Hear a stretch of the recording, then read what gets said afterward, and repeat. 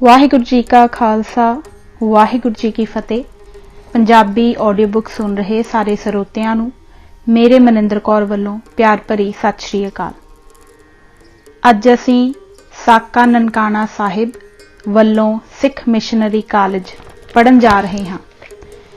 ਜਿਵੇਂ ਕਿ ਤੁਸੀਂ ਸਾਰੇ ਜਾਣਦੇ ਹੋ ਕਿ ਆਉਣ ਵਾਲੀ 21 ਫਰਵਰੀ 2021 ਨੂੰ ਨਨਕਾਣਾ ਸਾਹਿਬ ਦੇ ਸਾਕੇ ਨੂੰ 100 ਸਾਲ ਪੂਰੇ ਹੋਣ ਜਾ ਰਹੇ ਨੇ। ਇਸ ਸੰਬੰਧ ਵਿੱਚ ਅਸੀਂ ਅੱਜ ਇਹ ਕਿਤਾਬ ਪੜ੍ਹਨ ਜਾ ਰਹੇ ਹਾਂ। ਸ਼ੁਰੂ ਕਰਦੇ ਹਾਂ। ਆਮ ਜਨਤਾ ਜੋ ਸਿੱਖ ਇਤਿਹਾਸ ਤੋਂ ਕੋਰੀ ਹੈ, ਕਈ ਵਾਰੀ ਸਿੱਖ ਬਜ਼ੁਰਗਾਂ ਵੱਲੋਂ ਪਾਏ ਪੂਰਨਿਆਂ ਪਰ ਕਿੰਤੂ ਕਰ ਦਿੰਦੀ ਹੈ। ਉਹਨਾਂ ਵਾਸਤੇ ਉਬਲਦੇ ਜਲਾਂ ਵਿੱਚ ਪ੍ਰਾਣ ਦੇਣੇ, ਰੰਬੀਆਂ ਨਾਲ ਖੋਪਰੀ ਉਤਰਵਾਣੀ, ਨੀਹਾਂ ਵਿੱਚ ਚਿਣੇ ਜਾਣਾ, ਬੰਦ ਜੁਦਾ ਕਰਾਉਣਾ, ਆਰੇ ਨਾਲ ਜਿੰਦੇ ਚਿਰ ਜਾਣਾ ਅਸੰਭਵ ਹੈ। ਇਹ ਹੁਣ ਦੀ ਹਾਲਤ ਨਹੀਂ, ਅੱਜ ਤੋਂ 100 ਸਾਲ ਪਹਿਲਾਂ ਵੀ ਆਮ ਲੋਕਾਈ ਇੰਜ ਸੋਚਦੀ ਸੀ। ਉਸ ਵੇਲੇ ਇੱਕ ਐਸਾ ਸਾਕਾ ਹੋਇਆ ਜਿਸ ਨੇ ਪਿਛਲੇ ਇਤਿਹਾਸ ਨੂੰ ਦੁਹਰਾ ਹੀ ਨਹੀਂ ਦਿੱਤਾ, ਬਲਕਿ ਦੁਨੀਆ ਨੂੰ ਝੂਣ ਕੇ ਰੱਖ ਦਿੱਤਾ। ਆਓ ਉਸ ਤੇ ਅੱਜ ਵਿਚਾਰ ਕਰੀਏ। ਨਨਕਾਣਾ ਸਾਹਿਬ ਸਤਿਗੁਰੂ ਨਾਨਕ ਦੇਵ ਜੀ ਦਾ ਪ੍ਰਕਾਸ਼ ਅਸਥਾਨ ਹੈ, ਇਸ ਲਈ ਗੁਰਦੁਆਰਿਆਂ ਵਿੱਚ ਇਸ ਦੀ ਸ਼੍ਰੋਮਣੀ ਥਾਂ ਹੈ। ਨਨਕਾਣਾ ਸਾਹਿਬ ਦਾ ਸਾਕਾ ਜੋ ਇਸ ਸਦੀ ਦੇ ਆਰੰਭ ਵਿੱਚ ਹੋਇਆ ਨੇ ਜਿੱਥੇ ਪੁਰਾਤਨ ਸਿੱਖ ਇਤਿਹਾਸ ਦੀ ਯਾਦ ਤਾਜ਼ਾ ਕਰ ਦਿੱਤੀ, ਉੱਥੇ ਆਉਣ ਵਾਲੇ ਸਮੇਂ ਲਈ ਵੀ ਵਿਸ਼ੇਸ਼ ਪੂਰਨੇ ਪਾ ਦਿੱਤੇ। ਨਨਕਾਣਾ ਸਾਹਿਬ ਵਿਖੇ ਗੁਰਦੁਆਰਾ ਜਨਮ ਅਸਥਾਨ ਤੇ ਹੋਏ ਇਸ ਸਾਕੇ ਨੂੰ ਸਮਝਣ ਲਈ ਸਾਨੂੰ ਗੁਰਦੁਆਰਾ ਸੁਧਾਰ ਲਹਿਰ ਜਾਂ ਅਕਾਲੀ ਲਹਿਰ ਅਤੇ ਉਸ ਤੋਂ ਵੀ ਪਹਿਲੇ ਹਾਲਾਤ ਤੇ ਇੱਕ ਮੋਟੀ ਜਿਹੀ ਨਜ਼ਰ ਮਾਰਨੀ ਪਵੇਗੀ। ਸ਼੍ਰੀ ਗੁਰੂ ਗੋਬਿੰਦ ਸਿੰਘ ਸਾਹਿਬ ਤੋਂ ਪਿੱਛੋਂ 60-70 ਸਾਲ ਦਾ ਸਮਾਂ ਖਾਲਸੇ ਲਈ ਡਾਢੇ ਕਰੜੇ ਇਮਤਿਹਾਨ ਦਾ ਸਮਾਂ ਸੀ। ਹਕੂਮਤ ਖਾਲਸੇ ਦਾ ਖੁਰਾ ਖੋਜ ਮਿਟਾ ਦੇਣ ਤੇ ਤੁਲੀ ਹੋਈ ਸੀ। ਸ਼ਾਹੀ ਹੁਕਮ ਇਹਨਾਂ ਸ਼ਬਦਾਂ ਵਿੱਚ ਜਾਰੀ ਕੀਤੇ ਹੋਏ ਸਨ।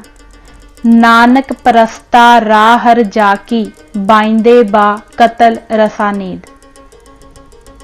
ਨਾਨਕ ਨਾਮ ਲੇਵਾ, ਜਿੱਥੇ ਵੀ ਹੋਣ ਕਤਲ ਕਰ ਦਿੱਤੇ ਜਾਣ।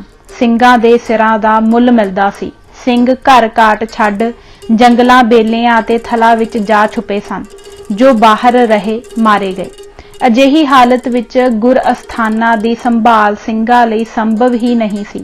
ਐਸੇ ਸਮੇਂ ਵਿੱਚ ਜੇਕਰ ਇਹ ਅਸਥਾਨ ਕਾਇਮ ਰਹਿ ਸਕੇ ਤਾਂ ਇਹ ਉਦਾਸੀ ਸੰਪਰਦਾ ਦੇ ਸੰਤਾਂ ਦੇ ਸਦਕੇ ਹੀ ਸੀ। ਉਸ ਸਮੇਂ ਇਹਨਾਂ ਸੰਤਾਂ ਦੀ ਇਹ ਵੱਡੀ ਸੇਵਾ ਸੀ ਕਿ ਇਹਨਾਂ ਨੇ ਗੁਰੂ ਅਸਥਾਨਾਂ ਨੂੰ ਸੰਭਾਲ ਰੱਖਿਆ, ਪਰੰਤੂ ਉਹਨਾਂ ਦੇ ਨਿੱਜੀ ਵਿਸ਼ਵਾਸ ਅਤੇ ਪ੍ਰਚਲਿਤ ਹਿੰਦੂ ਪ੍ਰਭਾਵ ਥੱਲੇ ਗੁਰ ਅਸਥਾਨ ਬ੍ਰਾਹਮਣੀ ਰੰਗਤ ਫੜਦੇ ਗਏ। ਇਹਨਾਂ ਵਿੱਚ ਦੇਵੀ ਦੇਵਤਿਆਂ ਤੋਂ ਇਲਾਵਾ ਮਨ ਕਲਪਤ ਗੁਰੂ ਮੂਰਤਾਂ ਤੇ ਗੁਰੂ ਸਾਹਿਬਾਨ ਦੇ ਬੁੱਤ ਰੱਖੇ ਜਾਣੇ ਆਰੰਭ ਹੋ ਗਏ ਅਤੇ ਗੁਰਦੁਆਰਿਆਂ ਦੀ ਮਰਿਆਦਾ ਹਿੰਦੂ ਠਾਕੁਰ ਦੁਆਰਿਆਂ ਵਾਲੀ ਹੋ ਗਈ। ਫਿਰ ਸਿੱਖ ਮਿਸਲਾਂ ਅਤੇ ਮਹਾਰਾਜਾ ਰਣਜੀਤ ਸਿੰਘ ਦਾ ਸਮਾਂ ਆਇਆ। ਸਿੱਖ ਰਾਜ ਦੇ ਸਮੇਂ ਭਾਵੇਂ ਗੁਰਦੁਆਰਿਆਂ ਦੀ ਜਾਇਦਾਦਾਂ ਤੇ ਇਮਾਰਤਾਂ ਬਣਾਉਣ ਵੱਲ ਕੁਝ ਧਿਆਨ ਦਿੱਤਾ ਗਿਆ, ਪਰੰਤੂ ਇਹਨਾਂ ਦੀ ਅੰਦਰਲੀ ਮਰਿਆਦਾ ਉਦਾਸੀ ਸੰਤਾਂ ਦੇ ਹੱਥ ਹੀ ਰਹੀ। ਸੰਨ 1849 ਵਿੱਚ ਪੰਜਾਬ ਅੰਦਰ ਅੰਗਰੇਜ਼ ਰਾਜ ਹੋ ਜਾਣ ਪਿੱਛੋਂ ਲਗਭਗ 70 ਸਾਲ ਇਸ ਦਸ਼ਾ ਵਿੱਚ ਕੋਈ ਫਰਕ ਨਾ ਪੈ ਸਕਿਆ, ਬਲਕਿ ਅੰਗਰੇਜ਼ ਤਾਂ ਗੁਰਦੁਆਰਿਆਂ ਦੀ ਮਹੱਤਤਾ ਨੂੰ ਘਟਾ ਕੇ ਰਾਜੀ ਸੀ, ਜਿਸ ਲਈ ਸ੍ਰੀ ਹਰਿਮੰਦਰ ਸਾਹਿਬ, ਅੰਮ੍ਰਿਤਸਰ ਤੇ ਤਰਨਤਾਰਨ ਆਦਿ ਗੁਰਦੁਆਰੇ ਤਾਂ ਸਿੱਧਾ ਸਰਕਾਰੋਂ ਥਾਪੇ ਸਰਬਰਾਹਾਂ ਦੇ ਹੱਥ ਸੌਂਪੇ ਗਏ। ਹੋਰ ਗੁਰਦੁਆਰਿਆਂ ਲਈ ਸੰਬੰਧਤ ਮਹੰਤ ਅਤੇ ਪੁਜਾਰੀ ਸਰਕਾਰ ਦੇ ਹੱਥ ਠੋਕੇ ਬਣਾਏ ਗਏ। ਇਸ ਪ੍ਰਕਾਰ ਸਰਕਾਰ ਵੱਲੋਂ ਸ਼ਹਿ ਮਿਲਣ ਤੇ ਇਹਨਾਂ ਨੂੰ ਆਪਣੀਆਂ ਮਨਮਾਨੀਆਂ ਕਰਨ ਲਈ ਥਾਪੜਾ ਦਿੱਤਾ। ਇਸ ਸਮੇਂ ਹੀ ਸੰਨ 1873 ਵਿੱਚ ਸਿੰਘ ਸਭਾ ਲਹਿਰ ਦਾ ਆਰੰਭ ਹੋਇਆ। ਇਸ ਲਹਿਰ ਦੀ ਕੌਮ ਨੂੰ ਸਭ ਤੋਂ ਵੱਡੀ ਦੇਣ ਵਿਦਿਆ ਪ੍ਰਚਾਰ ਦੇ ਨਾਲ ਸਿੱਖ ਧਰਮ ਤੇ ਰਹਿਤ ਮਰਿਆਦਾ ਨੂੰ ਠੀਕ ਅਰਥਾਂ ਵਿੱਚ ਸਿੱਖੀ ਰੰਗਤ ਦੇਣਾ ਸੀ।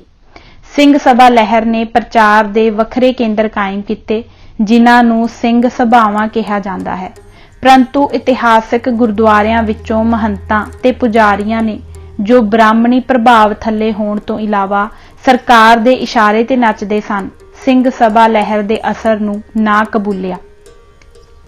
ਇਸ ਦੀ ਇੱਕ ਮਿਸਾਲ ਇਸ ਪ੍ਰਕਾਰ ਹੈ।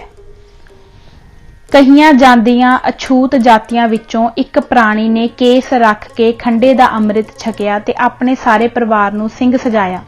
ਇਹ ਨਵਾਂ ਸਜਿਆ ਸਿੰਘ ਪਰਿਵਾਰ ਸਮੇਤ ਕੜਾਹ ਪ੍ਰਸ਼ਾਦ ਦਾ ਥਾਲ ਸਿਰ ਤੇ ਉਠਾਏ ਬੜੇ ਸਤਿਕਾਰ ਨਾਲ ਸ੍ਰੀ ਹਰਿਮੰਦਰ ਸਾਹਿਬ ਅੰਮ੍ਰਿਤਸਰ ਦਰਸ਼ਨਾਂ ਨੂੰ ਗਿਆ। ਪੁਜਾਰੀਆਂ ਨੇ ਨਾ ਕੇਵਲ ਇਸ ਦਾ ਲਿਆਂਦਾ ਪ੍ਰਸ਼ਾਦ ਹੀ ਮੋੜ ਦਿੱਤਾ, ਬਲਕਿ ਉਸ ਨੂੰ ਧੱਕੇ ਮਾਰ ਕੇ ਬਾਹਰ ਕੱਢ ਦਿੱਤਾ। ਬਾਹਰ ਜਾ ਕੇ ਇਹ ਤੇ ਇਸ ਦੇ ਪਰਿਵਾਰ ਨੇ ਈਸਾਈ ਪਾਦਰੀ ਪਾਸੋਂ ਬਪਤਿਸਮਾ ਲੈ ਕੇ ਈਸਾਈ ਮਤ ਧਾਰਨ ਕੀਤਾ। ਕੇਸ ਕਟਾ ਕੇ ਹੈਟ ਪਹਿਨ ਲਿਆ। ਸਮੁੱਚੀ ਰਹਿਣੀ ਈਸਾਈਆਂ ਵਾਲੀ ਬਣਾ ਲਈ ਅਥਵਾ ਟਾਈ ਪੈਂਟ ਕੋਟ ਸਜਾ ਲਏ। ਕੁਝ ਸਮਾਂ ਪਾ ਕੇ ਇਹੋ ਈਸਾਈ ਸਾਹਿਬ ਰੋਬ ਨਾਲ ਸ੍ਰੀ ਹਰਿਮੰਦਰ ਸਾਹਿਬ ਪੁੱਜਾ, ਜਿੱਥੇ ਬੜੇ ਸਤਿਕਾਰ ਨਾਲ ਇਸ ਨੂੰ ਦਰਸ਼ਨ ਕਰਾਏ ਗਏ ਤੇ ਸਿਰੋਪਾ ਦਿੱਤਾ ਗਿਆ। ਅਜਿਹੀਆਂ ਹੀ ਹਾਲਾਤਾਂ ਵਿੱਚ ਗੁਰਦੁਆਰਾ ਸੁਧਾਰ ਲਹਿਰ, ਜੋ ਪਹਿਲੀ ਜਗਤ ਜੰਗ ਦੇ ਖਾਤਮੇ ਦੇ ਥੋੜਾ ਚਿਰ ਹੀ ਪਿੱਛੋਂ ਸ਼ੁਰੂ ਹੋਈ ਸੀ, ਨੇ 6-7 ਸਾਲ ਤਾਕਤਵਰ ਅੰਗਰੇਜ਼ ਰਾਜ ਨੂੰ ਹਫੜਾ ਦਫੜੀ ਪਾਈ ਸੀ। ਇਸ ਨੂੰ ਸਮਝਣ ਲਈ ਇਸ ਦੇ ਕਾਰਨਾਂ ਤੇ ਵਿਚਾਰ ਕਰਨੀ ਜ਼ਰੂਰੀ ਹੈ। ਅੰਗਰੇਜ਼ ਸਾਮਰਾਜ ਦੀ ਰਣਨੀਤੀ ਵਿੱਚ ਪੰਜਾਬ ਨੂੰ ਵਿਸ਼ੇਸ਼ ਥਾਂ ਪ੍ਰਾਪਤ ਸੀ। ਇੱਥੋਂ ਦੇ ਮੁਸਲਮਾਨਾਂ ਤੇ ਸਿੱਖਾਂ ਨੂੰ ਭਰਤੀ ਵੇਲੇ ਪਹਿਲ ਮਿਲਦੀ ਸੀ ਅਤੇ ਸਿੱਖਾਂ ਨੂੰ ਜ਼ਿਆਦਾ ਪਸੰਦ ਕੀਤਾ ਜਾਂਦਾ ਸੀ। ਉਡਵਾਇਰ ਦੀਆਂ ਨਜ਼ਰਾਂ ਵਿੱਚ ਹਿੰਦੁਸਤਾਨ ਵਿੱਚ ਫੌਜੀ ਸਥਿਤੀ ਦੀ ਕੁੰਜੀ ਪੰਜਾਬ ਸੀ ਅਤੇ ਹਿੰਦੁਸਤਾਨੀ ਫੌਜ ਲਈ ਮੁੱਖ ਭਰਤੀ ਖੇਤਰ ਸੀ। ਜੰਗ ਦੇ 4 ਸਾਲਾਂ ਵਿੱਚ ਸਿੱਖਾਂ ਨੇ ਆਪਣੀ ਕੁੱਲ 25 ਲੱਖ ਦੀ ਆਬਾਦੀ ਵਿੱਚੋਂ ਬ੍ਰਿਟਿਸ਼ ਇੰਡੀਆ ਦਾ 1% ਨਾਲੋਂ ਵੀ ਘੱਟ 90,000 ਨਾਲੋਂ ਕਿਸੇ ਤਰ੍ਹਾਂ ਵੀ ਘੱਟ ਲੜਾਕੂ ਜਵਾਨ ਮੁਹੱਈਆ ਨਹੀਂ ਸਨ ਕੀਤੇ। ਇਸ ਲਈ ਪੰਜਾਬ ਵਿੱਚ ਕੋਈ ਅਜਿਹੀ ਧਾਰਮਿਕ ਜਾਂ ਰਾਜਸੀ ਤਹਿਰੀਕ ਨਹੀਂ ਉੱਠਣ ਦਿੱਤੀ ਜਾਂਦੀ ਸੀ ਜਿਹੜੀ ਭਰਤੀ ਵਿੱਚ ਵਿਘਨ ਪਾ ਕੇ ਫੌਜੀਆਂ ਉੱਤੇ ਬੁਰਾ ਅਸਰ ਪਾਵੇ ਅਤੇ ਗੌਰਮੈਂਟ ਨੂੰ ਪਰੇਸ਼ਾਨ ਕਰੇ। ਇਸੇ ਕਾਰਨ ਲਾਇਲਪੁਰ ਦੀ 1906 ਤੋਂ 1907 ਦੀ ਗਦਰ ਤਹਿਰੀਕ ਨੂੰ ਬੇਰਹਿਮੀ ਨਾਲ ਕੁਚਲ ਦਿੱਤਾ ਗਿਆ। 1857 ਦੇ ਗਦਰ ਤੋਂ ਬਾਅਦ 1858 ਵਿੱਚ ਮਹਾਰਾਣੀ ਵਿਕਟੋਰੀਆ ਨੇ ਐਲਾਨ ਕੀਤਾ ਸੀ ਕਿ ਉਸ ਦੀ ਸਰਕਾਰ ਹਿੰਦੁਸਤਾਨੀ ਲੋਕਾਂ ਦੇ ਮਜ਼ਹਬੀ ਮਾਮਲਿਆਂ ਵਿੱਚ ਦਖਲ ਨਹੀਂ ਦੇਵੇਗੀ। ਜਿੱਥੋਂ ਤੱਕ ਸਿੱਖ ਧਰਮ ਤੇ ਉਹਨਾਂ ਦੇ ਗੁਰਦੁਆਰਿਆਂ ਦਾ ਸਬੰਧ ਸੀ, ਅੰਗਰੇਜ਼ ਹਾਕਮਾਂ ਦੀ ਪਾਲਿਸੀ ਇਸ ਐਲਾਨ ਦੇ ਉਲਟ ਸੀ ਕਿ ਸਿੱਖ ਧਰਮ ਅਤੇ ਗੁਰਦੁਆਰਾ ਪ੍ਰਬੰਧ ਵਿੱਚ ਦਖਲ ਦਿੱਤਾ ਜਾਏ ਅਤੇ ਸਿੱਖਾਂ ਨੂੰ ਆਪਣੇ ਅਧੀਨ ਜਾਂ ਘੱਟੋ ਘੱਟ ਅਸਰ ਥੱਲੇ ਰੱਖਿਆ ਜਾਵੇ ਅਤੇ ਆਪਣੇ ਰਾਜ ਦੀ ਮਜ਼ਬੂਤੀ ਲਈ ਵਰਤਿਆ ਜਾਏ। ਉਂਝ ਵੀ ਅੰਗਰੇਜ਼ ਹਾਕਮ ਇਹੋ ਜਿਹੇ ਐਲਾਨ ਅਮਲ ਕਰਨ ਲਈ ਨਹੀਂ ਸਨ ਕਰਦੇ, ਲੋਕਾਂ ਦੀ ਅੱਖੀ ਘੱਟਾ ਪਾ ਕੇ ਛਿੱਕੇ ਉੱਤੇ ਟੰਗ ਛੱਡਣ ਲਈ ਕਰਦੇ ਸਨ। ਇਸੇ ਕੂਟਲ ਨੀਤੀ ਅਨੁਸਾਰ ਸਿੱਖ ਰਾਜ ਦੀ ਸ਼ਿਕਸ਼ਤ ਦੇ ਕੁਝ ਸਾਲ ਪਿੱਛੋਂ ਹੀ ਅੰਗਰੇਜ਼ਾਂ ਨੇ ਦਰਬਾਰ ਸਾਹਿਬ ਅੰਮ੍ਰਿਤਸਰ ਤੇ ਉਸ ਨਾਲ ਸੰਬੰਧਿਤ ਗੁਰਦੁਆਰਿਆਂ ਨੂੰ ਆਪਣੇ ਅਧੀਨ ਕਰ ਲਿਆ ਅਤੇ ਸਿੱਖ ਸਿਧਾਂਤਾਂ ਨੂੰ ਤੋੜਨਾ ਮਰੋੜਨਾ ਅਤੇ ਦਰਬਾਰ ਸਾਹਿਬ ਤੇ ਹੋਰ ਗੁਰਦੁਆਰਿਆਂ ਨੂੰ ਆਪਣੇ ਰਾਜ ਦੀ ਮਜ਼ਬੂਤੀ ਲਈ ਵਰਤਣਾ ਸ਼ੁਰੂ ਕਰ ਦਿੱਤਾ। 1881 ਵਿੱਚ ਪੰਜਾਬ ਦੇ ਲੈਫਟੀਨੈਂਟ ਗਵਰਨਰ ਇਜ਼ਰਟਨ ਨੇ ਲਾਰਡ ਰਿਪਨ ਨੂੰ ਚਿੱਠੀ ਲਿਖੀ, ਜਿਸ ਵਿੱਚ ਉਸਨੇ ਆਖਿਆ, ਸਿੱਖ ਗੁਰਦੁਆਰਿਆਂ ਦੇ ਪ੍ਰਬੰਧ ਨੂੰ ਅਜਿਹੀ ਕਮੇਟੀ ਦੇ ਹੱਥਾਂ ਵਿੱਚ ਜਾਣ ਦੇਣ ਦੀ ਆਗਿਆ ਦੇਣਾ ਜਿਹੜੀ ਗੌਰਮੈਂਟ ਕੰਟਰੋਲ ਤੋਂ ਆਜ਼ਾਦ ਹੋ ਚੁੱਕੀ ਹੋਵੇ, ਰਾਜਸੀ ਤੌਰ ਤੇ ਖਤਰਨਾਕ ਹੋਵੇਗਾ।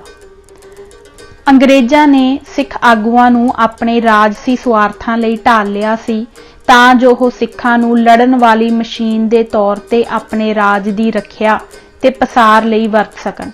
ਸਿੰਘ ਸਭਾ ਲਹਿਰ, chief Khalsa Diwan, educational conference ਵਗੈਰਾ ਦੀ ਵਫਾਦਾਰੀ ਨੇ ਸਿੱਖਾਂ ਦੀ ਸੋਚ ਸ਼ਕਤੀ ਨੂੰ ਤਾਲੇ ਲਾ ਦਿੱਤੇ ਸਨ।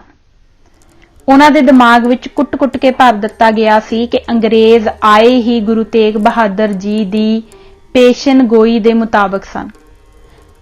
ਮੈਕਾਲਿਫ ਨੇ ਇਸ ਸੰਬੰਧੀ ਇਸ਼ਾਰਾ ਕਰਦਿਆਂ ਲਿਖਿਆ ਸੀ ਕਿ ਸਿੱਖ ਪਵਿੱਤਰ ਗ੍ਰੰਥ ਵਿੱਚ ਬ੍ਰਿਟਿਸ਼ ਲੋਕਾਂ ਦੀ ਵਫਾਦਾਰੀ ਦੇ ਹੁਕਮ ਮੁਖਤਲਿਫ ਪੇਸ਼ਨ ਗੋਈਆਂ ਰਾਹੀਂ ਦਿੱਤੇ ਗਏ ਹਨ। ਉਸ ਦੇ ਵਿਚਾਰ ਵਿੱਚ ਇਹੋ ਜਿਹੀਆਂ ਪੇਸ਼ਨ ਗੋਈਆਂ ਹਨ ਜਿਨ੍ਹਾਂ ਨੇ ਸਿੱਖਾਂ ਨੂੰ ਬ੍ਰਿਟਿਸ਼ ਰਾਜ ਦੀ ਅਤਿਅੰਤ ਵਫਾਦਾਰ, ਸ਼ਰਧਾਲੂ ਤੇ ਬਹਾਦਰ ਰਿਆਇਆ ਬਣਾਇਆ ਹੈ। ਮੁੱਕਦੀ ਗੱਲ ਇਹ ਹੈ ਕਿ ਅੰਗਰੇਜ਼ਾਂ ਲਈ ਸਿੱਖਾਂ ਦੀ ਵਫਾਦਾਰੀ ਦੀ ਸ਼ਰਤ ਇਹ ਸੀ कि सिख धर्म ਉਹ ਹੋਵੇ ਜਿਹੜਾ ਉਹਨਾਂ ਨੂੰ ਮਨਜ਼ੂਰ ਹੋਵੇ। ਸਿੱਖਾਂ ਦੇ ਵਿੱਦਿਆ ਹਾਸਲ ਕਰਨ ਤੇ ਲਿਖ ਪੜ੍ਹ ਜਾਣ ਤੋਂ ਉਹਨਾਂ ਨੂੰ ਡਰ ਲੱਗਦਾ ਸੀ ਅਤੇ ਖਾਲਸਾ ਕਾਲਜ ਅੰਮ੍ਰਿਤਸਰ ਨੂੰ ਵੀ ਆਪਣੇ ਹੇਠ ਹੀ ਰੱਖਣਾ ਚਾਹੁੰਦੇ ਸਨ। ਗੌਰਮੈਂਟ ਨੂੰ ਇਹ ਖਤਰਾ ਵੀ ਸੀ ਜੇ ਕਦੀ ਤੱਤ ਖਾਲਸਾ ਪਾਰਟੀ ਨੇ ਦਰਬਾਰ ਸਾਹਿਬ ਤੇ ਕਬਜ਼ਾ ਕਰ ਲਿਆ ਅਤੇ ਧਾਰਮਿਕ ਮਾਮਲਿਆਂ ਵਿੱਚ ਲੀਡਰਸ਼ਿਪ ਹਾਸਲ ਕਰਨ ਦੀ ਪੋਜੀਸ਼ਨ ਵਿੱਚ ਹੋ ਗਈ ਤਾਂ ਸਿੱਟੇ ਬਹੁਤ ਗੰਭੀਰ ਨਿਕਲ ਸਕਦੇ ਹਨ। ਇਸ ਲਈ ਅੰਗਰੇਜ਼ ਹਾਕਮਾਂ ਨੇ ਆਪਣੇ ਸਰਬਰਾਹਾਂ ਤੇ ਹੋਰ ਪਿੱਠੂਆਂ ਰਾਹੀਂ ਪੁਜਾਰੀਆਂ ਨੂੰ ਪਹਿਲੋਂ ਹੀ ਤਿਆਰ ਕਰ ਛੱਡਿਆ ਹੋਇਆ ਸੀ ਕਿ ਉਹ ਸਿੰਘ ਸਭੀਆਂ ਤੋਂ ਖਬਰਦਾਰ ਰਹਿਣ, ਕਿਉਂਕਿ ਉਹ ਰਾਮਦਾਸੀਆਂ, ਚੂੜਿਆਂ ਤੇ ਕਮੀਣਾਂ ਨੂੰ ਆਪਣੇ ਵਿੱਚ ਸ਼ਾਮਲ ਕਰ ਰਹੇ ਹਨ। ਇਸ ਲਈ ਉਹਨਾਂ ਨੂੰ ਜੇ ਉਹ ਦਰਬਾਰ ਸਾਹਿਬ ਆਉਣ ਤਾਂ ਮੂੰਹ ਨਾ ਲਾਓ। ਅੰਗਰੇਜ਼ ਰਾਜ ਦੇ ਅਸਰ ਥੱਲੇ ਪੁਜਾਰੀ ਸਿੱਖ ਧਰਮ ਦੇ ਅਸੂਲ ਤਿਆਗ ਚੁੱਕੇ ਸਨ ਅਤੇ ਬ੍ਰਿਟਿਸ਼ ਗੌਰਮੈਂਟ ਦੇ ਢਾਂਚੇ ਦਾ ਅੰਗ ਬਣ ਚੁੱਕੇ ਸਨ। ਇਹਨਾਂ ਸਿੱਖਾਂ ਨੂੰ ਗੁਲਾਮ ਬਣਾਈ ਰੱਖੋ ਅਤੇ ਦੂਜੀਆਂ ਕੌਮਾਂ ਨੂੰ ਗੁਲਾਮ ਬਣਾਉਣ ਲਈ ਵਰਤੋ, ਇਹ ਸੀ ਗੌਰਮੈਂਟ ਦੀ ਪਾਲਿਸੀ। ਗੌਰਮੈਂਟ ਆਪਣੇ ਹੱਥਾਂ ਵਿੱਚੋਂ ਗੁਰਦੁਆਰੇ ਨਹੀਂ ਸੀ ਛੱਡਣਾ ਚਾਹੁੰਦੀ, ਕਿਉਂਕਿ ਇਤਿਹਾਸਕ ਗੁਰਦੁਆਰਿਆਂ ਨਾਲ ਬੜੀ ਧਾਰਮਿਕ ਤਾਕਤ ਤੇ ਦੌਲਤ ਜੁੜੀ ਹੋਈ ਸੀ ਤੇ ਗੌਰਮੈਂਟ ਨੇ ਲਗਾਤਾਰ ਇਸ ਦੌਲਤ ਤੇ ਤਾਕਤ ਨੂੰ ਆਪਣੇ ਰਾਜ ਤੇ ਰਾਜਸੀ ਮਕਸਦਾਂ ਲਈ ਵਰਤਿਆ। 1919 ਦੀ ਵਿਸਾਖੀ ਨੂੰ ਅੰਮ੍ਰਿਤਸਰ ਵਿੱਚ ਜਲਿਆਂਵਾਲੇ ਬਾਗ ਦੇ ਸਥਾਨ ਤੇ ਪੁਰਅਮਨ ਸ਼ਹਿਰੀਆਂ ਤੇ ਅੰਨ੍ਹੇਵਾਹ ਗੋਲੀਆਂ ਚਲਾਈਆਂ ਗਈਆਂ ਅਤੇ ਸੈਂਕੜੇ ਆਦਮੀ ਮਾਰੇ ਗਏ। ਇਸ ਦੇ ਬਾਅਦ ਪੰਜਾਬ ਵਿੱਚ ਕੁਝ ਹੋਰ ਫਸਾਦ ਹੋਏ, ਜਿਸ ਦੇ ਫਲਸਰੂਪ ਗੌਰਮੈਂਟ ਨੇ ਕਈ ਤਰ੍ਹਾਂ ਦੀਆਂ ਸਖਤੀਆਂ ਕੀਤੀਆਂ, ਜਿਵੇਂ ਕਿ ਮਾਰਸ਼ਲ ਲਾਅ ਲਾਉਣਾ, ਵਰਕਰਾਂ ਨੂੰ ਲੰਮੀਆਂ ਕੈਦਾਂ ਤੇ ਮੌਤ ਦੀਆਂ ਸਜ਼ਾਵਾਂ, ਕਸੂਰ ਵਿੱਚ ਸਖਤੀਆਂ, ਗੁਜਰਾਂਵਾਲੇ ਵਿੱਚ ਹਵਾਈ ਜਹਾਜ਼ਾਂ ਰਾਹੀਂ ਬੰਬਾਂ ਦੀ ਵਰਖਾ, ਅੰਮ੍ਰਿਤਸਰ ਵਿੱਚ ਲੋਕਾਂ ਨੂੰ ਢਿੱਡਾਂ ਭਾਰ ਚੱਲਣ ਲਈ ਮਜਬੂਰ ਕਰਨਾ, ਬੈਂਤ ਮਾਰਨ ਦੀਆਂ ਸਜ਼ਾਵਾਂ, ਔਰਤਾਂ ਦੀ ਬੇਪਤੀ ਅਤੇ ਹੋਰ ਅਣਗਿਣਤ ਜ਼ੁਲਮ। ਇਹ ਸਨ ਅੰਮ੍ਰਿਤਸਰ ਤੇ ਪੰਜਾਬ ਦੇ ਦਰਦਨਾਕ ਹਾਲਾਤ ਅਪ੍ਰੈਲ 1919 ਵਿੱਚ। ਇਸੇ ਅੰਮ੍ਰਿਤਸਰ ਨੇ ਅਗਲੇ 6 ਸਾਲਾਂ ਵਿੱਚ ਅਕਾਲੀ ਤਹਿਰੀਕ ਦਾ ਗੜ ਬਣਨਾ ਸੀ ਅਤੇ ਸਿੱਖਾਂ ਨੂੰ ਜਥੇਬੰਦ ਕਰਕੇ ਅੰਗਰੇਜ਼ ਰਾਜ ਨਾਲ ਡਟ ਕੇ ਅੱਡਾ ਲੈਣਾ ਸੀ। ਇਸ ਤੋਂ ਇਲਾਵਾ ਕੁਝ ਹੋਰ ਵੀ ਕਾਰਨ ਸਨ ਜਿਨ੍ਹਾਂ ਨੇ ਹਾਲਾਤ ਨੂੰ ਉਭਾਰ ਦਿੱਤਾ। ਖੁਦ ਸਿੱਖਾਂ ਦੇ ਧਾਰਮਿਕ ਜਜ਼ਬਿਆਂ ਨੂੰ ਗੌਰਮੈਂਟ ਕਈ ਸਾਲਾਂ ਤੋਂ ਲਤਾੜਦੀ ਚਲੀ ਆ ਰਹੀ ਸੀ, ਜਿਵੇਂ ਕਿਰਪਾਨ ਪਹਿਨਣ ਵਾਲਿਆਂ ਨੂੰ ਫੜਨਾ, ਗੁਰਦੁਆਰਾ ਰਕਾਬਗੰਜ ਦੀ ਕੰਧ ਢਾਉਣਾ, ਦਰਬਾਰ ਸਾਹਿਬ ਦਾ ਪਾਣੀ ਬੰਦ ਕਰਨਾ ਆਦਿ। ਇਹਨਾਂ ਮਸਲਿਆਂ ਨੇ ਸਿੱਖਾਂ ਨੂੰ ਬੜਾ ਦੁਖੀ ਕੀਤਾ ਹੋਇਆ ਸੀ ਅਤੇ ਉਹਨਾਂ ਦੇ ਦਿਲ ਕੁਝ ਕਰਨ ਲਈ ਉੱਬਲ ਰਹੇ ਸਨ। ਹਾਲਤ ਇੱਥੋਂ ਤੱਕ ਨਿੱਘਰ ਚੁੱਕੀ ਸੀ ਕਿ ਪੁਜਾਰੀ ਗੁਰਦੁਆਰਿਆਂ ਵਿੱਚ ਸੁਧਾਰ ਕਰਨ ਵਾਲਿਆਂ ਨੂੰ ਘਿਰਣਾ ਦੀ ਨਜ਼ਰ ਨਾਲ ਵੇਖਦੇ ਸਨ। ਉਹ ਦੇਸ਼ ਸੇਵਕਾਂ ਨੂੰ ਜੋ ਅੰਗਰੇਜ਼ ਸਾਮਰਾਜ ਤੋਂ ਬਾਗੀ ਸਨ, ਸਿੱਖੀ ਤੋਂ ਪਤਿਤ ਹੋਣ ਦੇ ਫਤਵੇ ਦਿੰਦੇ ਸਨ ਅਤੇ ਅਖੌਤੀ ਅਛੂਤਾ ਤੋਂ ਸਿੰਘ ਸੱਜ ਜਾਣ ਵਾਲਿਆਂ ਦੇ ਅਰਦਾਸੇ ਨਹੀਂ ਸਨ ਕਰਦੇ। ਦੂਜੇ ਪਾਸੇ ਜੇ ਅੰਗਰੇਜ਼ ਜਾਂ ਐਂਗਲੋ ਇੰਡੀਅਨ ਹਾਕਮ ਗੁਰਦੁਆਰੇ ਵਿੱਚ ਆ ਜਾਂਦੇ ਤਾਂ ਇਹ ਉਹਨਾਂ ਦੇ ਅੱਗੇ ਪਿੱਛੇ ਭੱਜ ਫਿਰਦੇ ਸਨ, ਉਹਨਾਂ ਨੂੰ ਸਿਰੋਪਾ ਦਿੰਦੇ ਸਨ ਅਤੇ ਉਹਨਾਂ ਉੱਤੇ ਅੰਗਰੇਜ਼ ਰਾਜ ਦੇ ਪੂਰੇ ਵਫਾਦਾਰ ਅਤੇ ਤਾਬੇਦਾਰ ਹੋਣ ਦਾ ਪ੍ਰਭਾਵ ਛੱਡਦੇ ਸਨ। ਪੂਜਾ ਦਾ ਧਾਨ ਖਾ ਕੇ ਇਹਨਾਂ ਦੀ ਸਿੱਖੀ, ਗੈਰਤ ਤੇ ਅਣਖ ਮਰ ਚੁੱਕੀ ਸੀ ਅਤੇ ਇਹ ਅੰਗਰੇਜ਼ ਹਾਕਮਾਂ ਦੇ ਪੂਰਨ ਗੁਲਾਮ ਬਣ ਚੁੱਕੇ ਸਨ। ਜਦ ਕਾਬ ਵਿੱਚ ਹੀ ਕੁਫਰ ਉੱਠਣ ਲੱਗੇ ਤਾਂ ਇਸਲਾਮ ਨੇ ਕਿੱਥੇ ਰਹਿਣਾ ਹੋਇਆ। ਇਹ ਮਸੰਦ ਜਨਰਲ ਡਾਇਰ ਜਿਹੇ ਖੁੰਖਾਰ ਦਰਿੰਦੇ ਨੂੰ ਸਿੱਖ ਬਣਾਉਣ ਦਾ ਹਾਸੋਹੀਣਾ ਨਾਟਕ ਰਚਦੇ ਸਨ ਅਤੇ ਉਸ ਨੂੰ ਵਧਾਈਆਂ ਦਿੰਦੇ ਸਨ ਕਿ ਉਸਨੇ ਜਲਿਆਂਵਾਲਾ ਬਾਗ ਵਿੱਚ ਅੰਨ੍ਹੇਵਾਹ ਗੋਲੀਆਂ ਚਲਾ ਕੇ ਨਿਹੱਥੇ ਤੇ ਸ਼ਾਂਤ ਬੈਠੇ ਪੰਜਾਬੀਆਂ ਦੇ ਆਹੂ ਲਾ ਕੇ ਬੁਰਾਈ ਨੂੰ ਫੈਲਣ ਤੋਂ ਪਹਿਲਾਂ ਹੀ ਕੁਚਲ ਦਿੱਤਾ ਸੀ। ਇਸ ਤਰ੍ਹਾਂ ਕਰਕੇ ਉਸਨੇ ਸਿੱਖਾਂ ਦਾ ਭਰੋਸਾ, ਪਿਆਰ ਤੇ ਅਹਿਸਾਨ ਜਿੱਤ ਲਿਆ ਹੈ। ਇਹ ਸੀ ਇਖਲਾਕੀ ਤੇ ਧਾਰਮਿਕ ਗਿਰਾਵਟ ਦੀ ਹੱਦ। ਅੰਗਰੇਜ਼ ਸਾਮਰਾਜ ਨੂੰ ਇੱਥੇ ਕਾਇਮ ਰੱਖਣ ਲਈ ਇਹ ਅਖੌਤੀ ਸਿੱਖ ਆਗੂ ਤੇ ਪੁਜਾਰੀ ਸਿੱਖ ਗੁਰਦੁਆਰਿਆਂ ਤੇ ਸਿੱਖ ਮੱਤ ਨੂੰ ਆਪਣੇ ਨਿੱਜੀ ਹਿੱਤਾਂ ਲਈ ਜਿਵੇਂ ਚਾਹੁਣ ਵਰਤ ਸਕਦੇ ਸਨ ਅਤੇ ਉਹਨਾਂ ਨੇ ਦੋਹਾਂ ਨੂੰ ਰੱਜ ਕੇ ਵਰਤਿਆ। ਉਸ ਵਕਤ ਗੁਰਦੁਆਰਿਆਂ ਦੀਆਂ ਜਾਇਦਾਦਾਂ ਜੋ ਸ਼ਰਧਾਲੂਆਂ ਨੇ ਗੁਰਦੁਆਰਿਆਂ ਦੀ ਸੰਭਾਲ ਲਈ ਤੇ ਲੰਗਰ ਚਲਾਉਣ ਲਈ ਦਿੱਤੀਆਂ ਹੋਈਆਂ ਸਨ, ਅੰਗਰੇਜ਼ ਸਰਕਾਰ ਨੇ ਆਪਣੇ ਝੋਲੀ ਚੁੱਕ ਮਹੰਤਾਂ ਨੂੰ ਗੁਰਦੁਆਰਿਆਂ ਅਤੇ ਹੋਰ ਜਾਇਦਾਦਾਂ ਦੇ ਮਾਲਕ ਬਣਾ ਦਿੱਤਾ। ਇਹਨਾਂ ਦੀ ਆਮਦਨ ਨੇ ਸਾਧਾਂ ਨੂੰ ਐਸ਼ ਪ੍ਰਸਤ ਬਣਾ ਦਿੱਤਾ।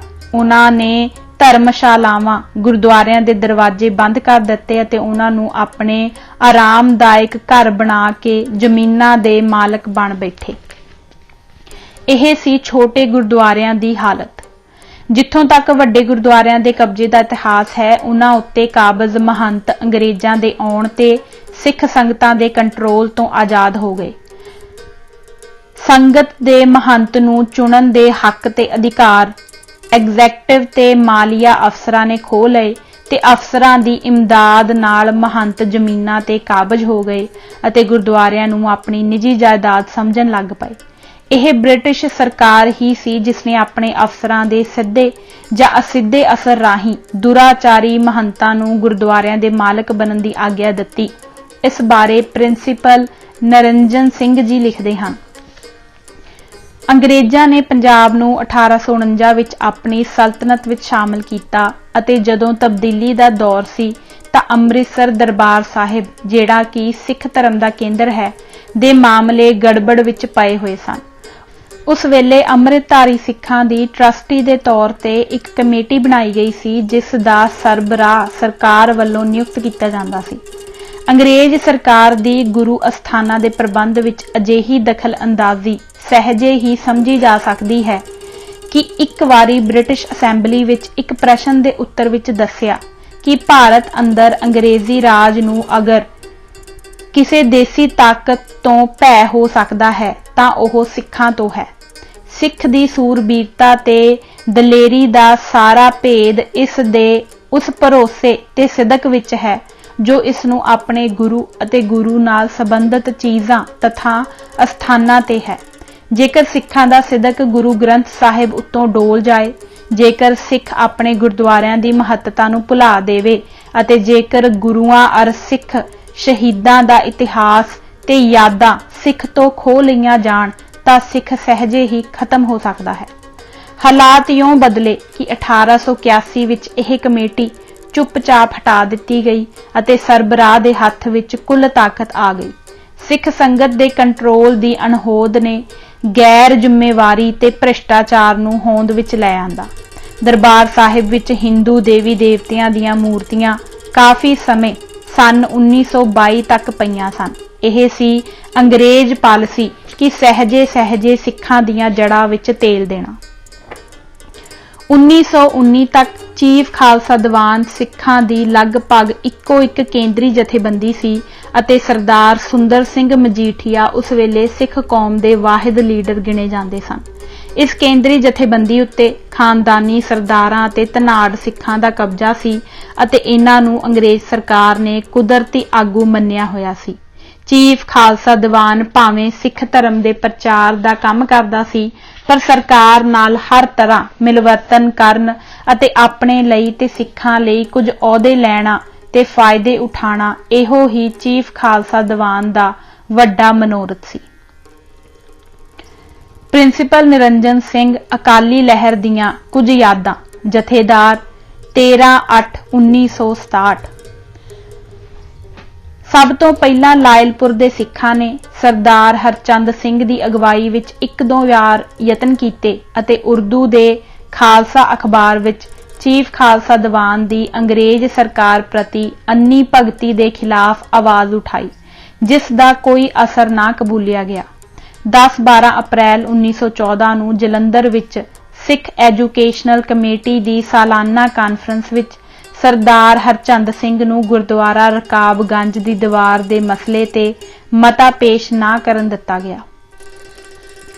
ਗੁਰਦੁਆਰਾ ਸੁਧਾਰ ਦੇ ਮਸਲੇ ਤੇ ਕਈ ਵਾਰੀ ਸਿੱਖਾਂ ਨੇ ਅੰਗਰੇਜ਼ ਸਰਕਾਰ ਨੂੰ ਮਤੇ ਪਾਸ ਕਰਕੇ ਭੇਜੇ, ਪਰ ਕੋਈ ਸੁਣਵਾਈ ਨਾ ਹੋਈ ਅਤੇ ਟਾਲ ਮਟੋਲ ਹੀ ਹੁੰਦੀ ਰਹੀ। ਦੂਜੇ ਪਾਸੇ ਸਿੱਖ ਦਰਬਾਰ ਸਾਹਿਬ ਦਾ ਪ੍ਰਬੰਧ ਆਪਣੇ ਕਬਜ਼ੇ ਵਿੱਚ ਲਿਆਉਣ ਲਈ ਕਾਹਲੇ ਸਨ।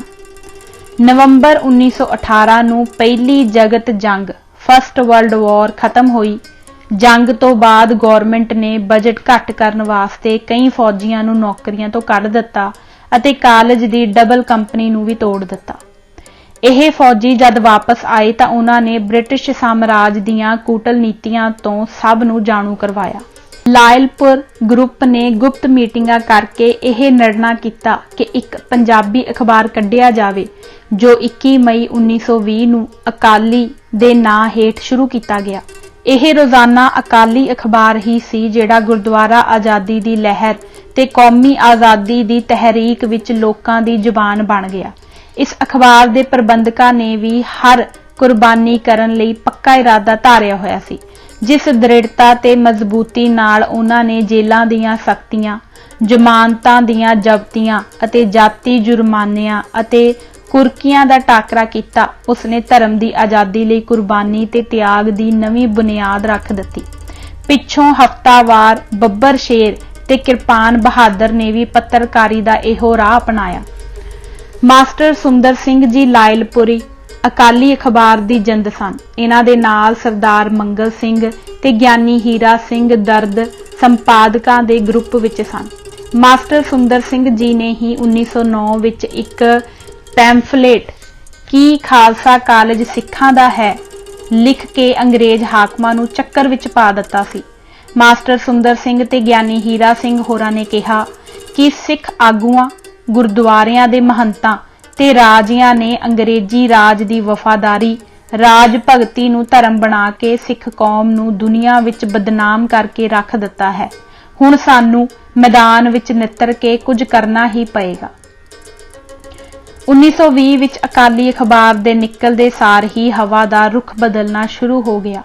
ਸਿੱਖਾਂ ਵਿੱਚ ਨਵੀਂ ਸਪਿਰਿਟ ਪੈਦਾ ਹੋਣ ਲੱਗੀ।